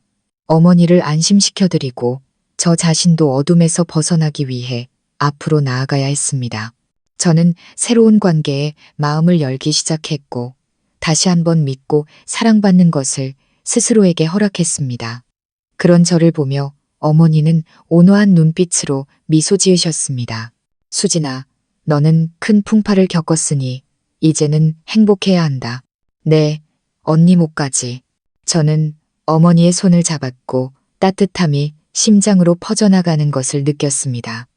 민준 형부도 마찬가지였습니다. 그는 점차 삶에 다시 녹아들었습니다. 사람들은 그가 성실하게 일하고 말은 없지만 착하고 진실하다고 말했습니다. 한 번은 그가 사고를 당한 동료를 업고 몇 킬로미터를 달려 목숨을 구했다는 소식도 들었습니다. 저는 조용히 미소 지었습니다. 그는 더 이상 길 잃은 남자가 아니라 자신의 삶의 의미를 되찾은 것입니다. 이 글을 다시 쓰면서 저는 마치 눈물과 두려움으로 가득 찬 긴 꿈을 꾼 것 같습니다. 하지만 바로 그 꿈이 제게 가르쳐 주었습니다. 사람이 과거에 얽매여 있으면 스스로를 파괴하고 주변 사람들을 고통스럽게 만든다는 것을 오직 용감하게 마주하고 내려놓을 때만이 진정으로 살아갈 수 있다는 것을. 저는 어머니를 그리고 언니의 영정 사진을 바라보며 마음속으로 기도했습니다. 어머니의 건강을 다시 찾은 믿음을 민준 형부가 굳건히 지켜나가기를, 그리고 제가 사랑하고 나아갈 충분한 용기를 갖기를, 그리고 무엇보다 멀리 있는 언니의 영혼이 평안하기를. 언니가 남겨둔 사람들이 고통을 딛고 일어서는 법을 배웠으니까요.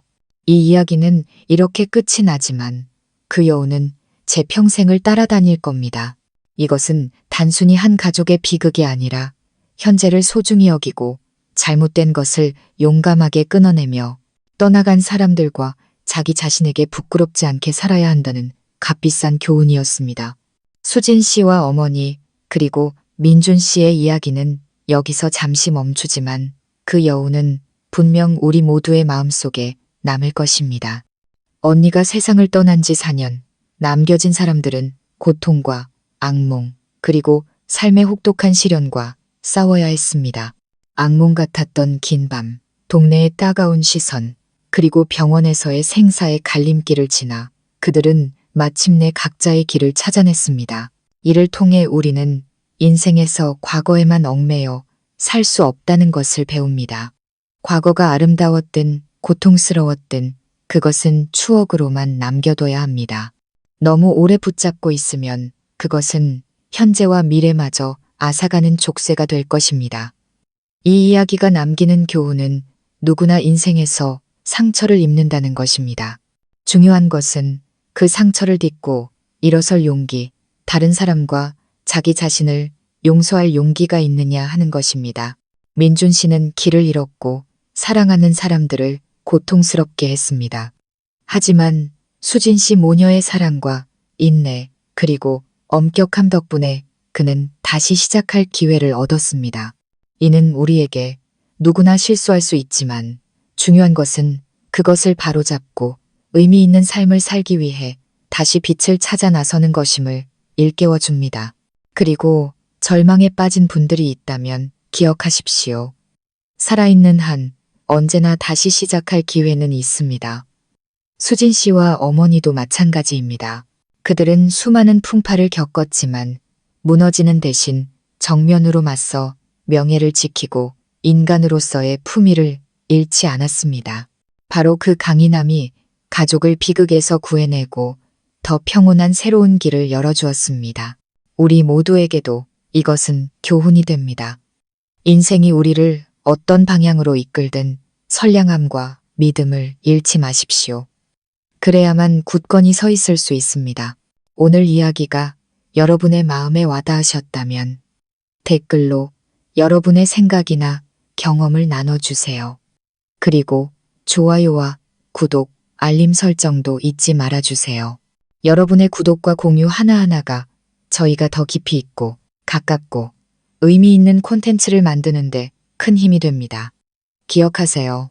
인생에는 예측할 수 없는 굴곡이 항상 존재하지만 우리에게 충분한 용기와 사랑이 있다면 어떤 상처라도 언젠가는 아물 것입니다. 오늘 이야기를 통해 여러분 각자의 공감과 교훈을 찾으셨기를 바랍니다.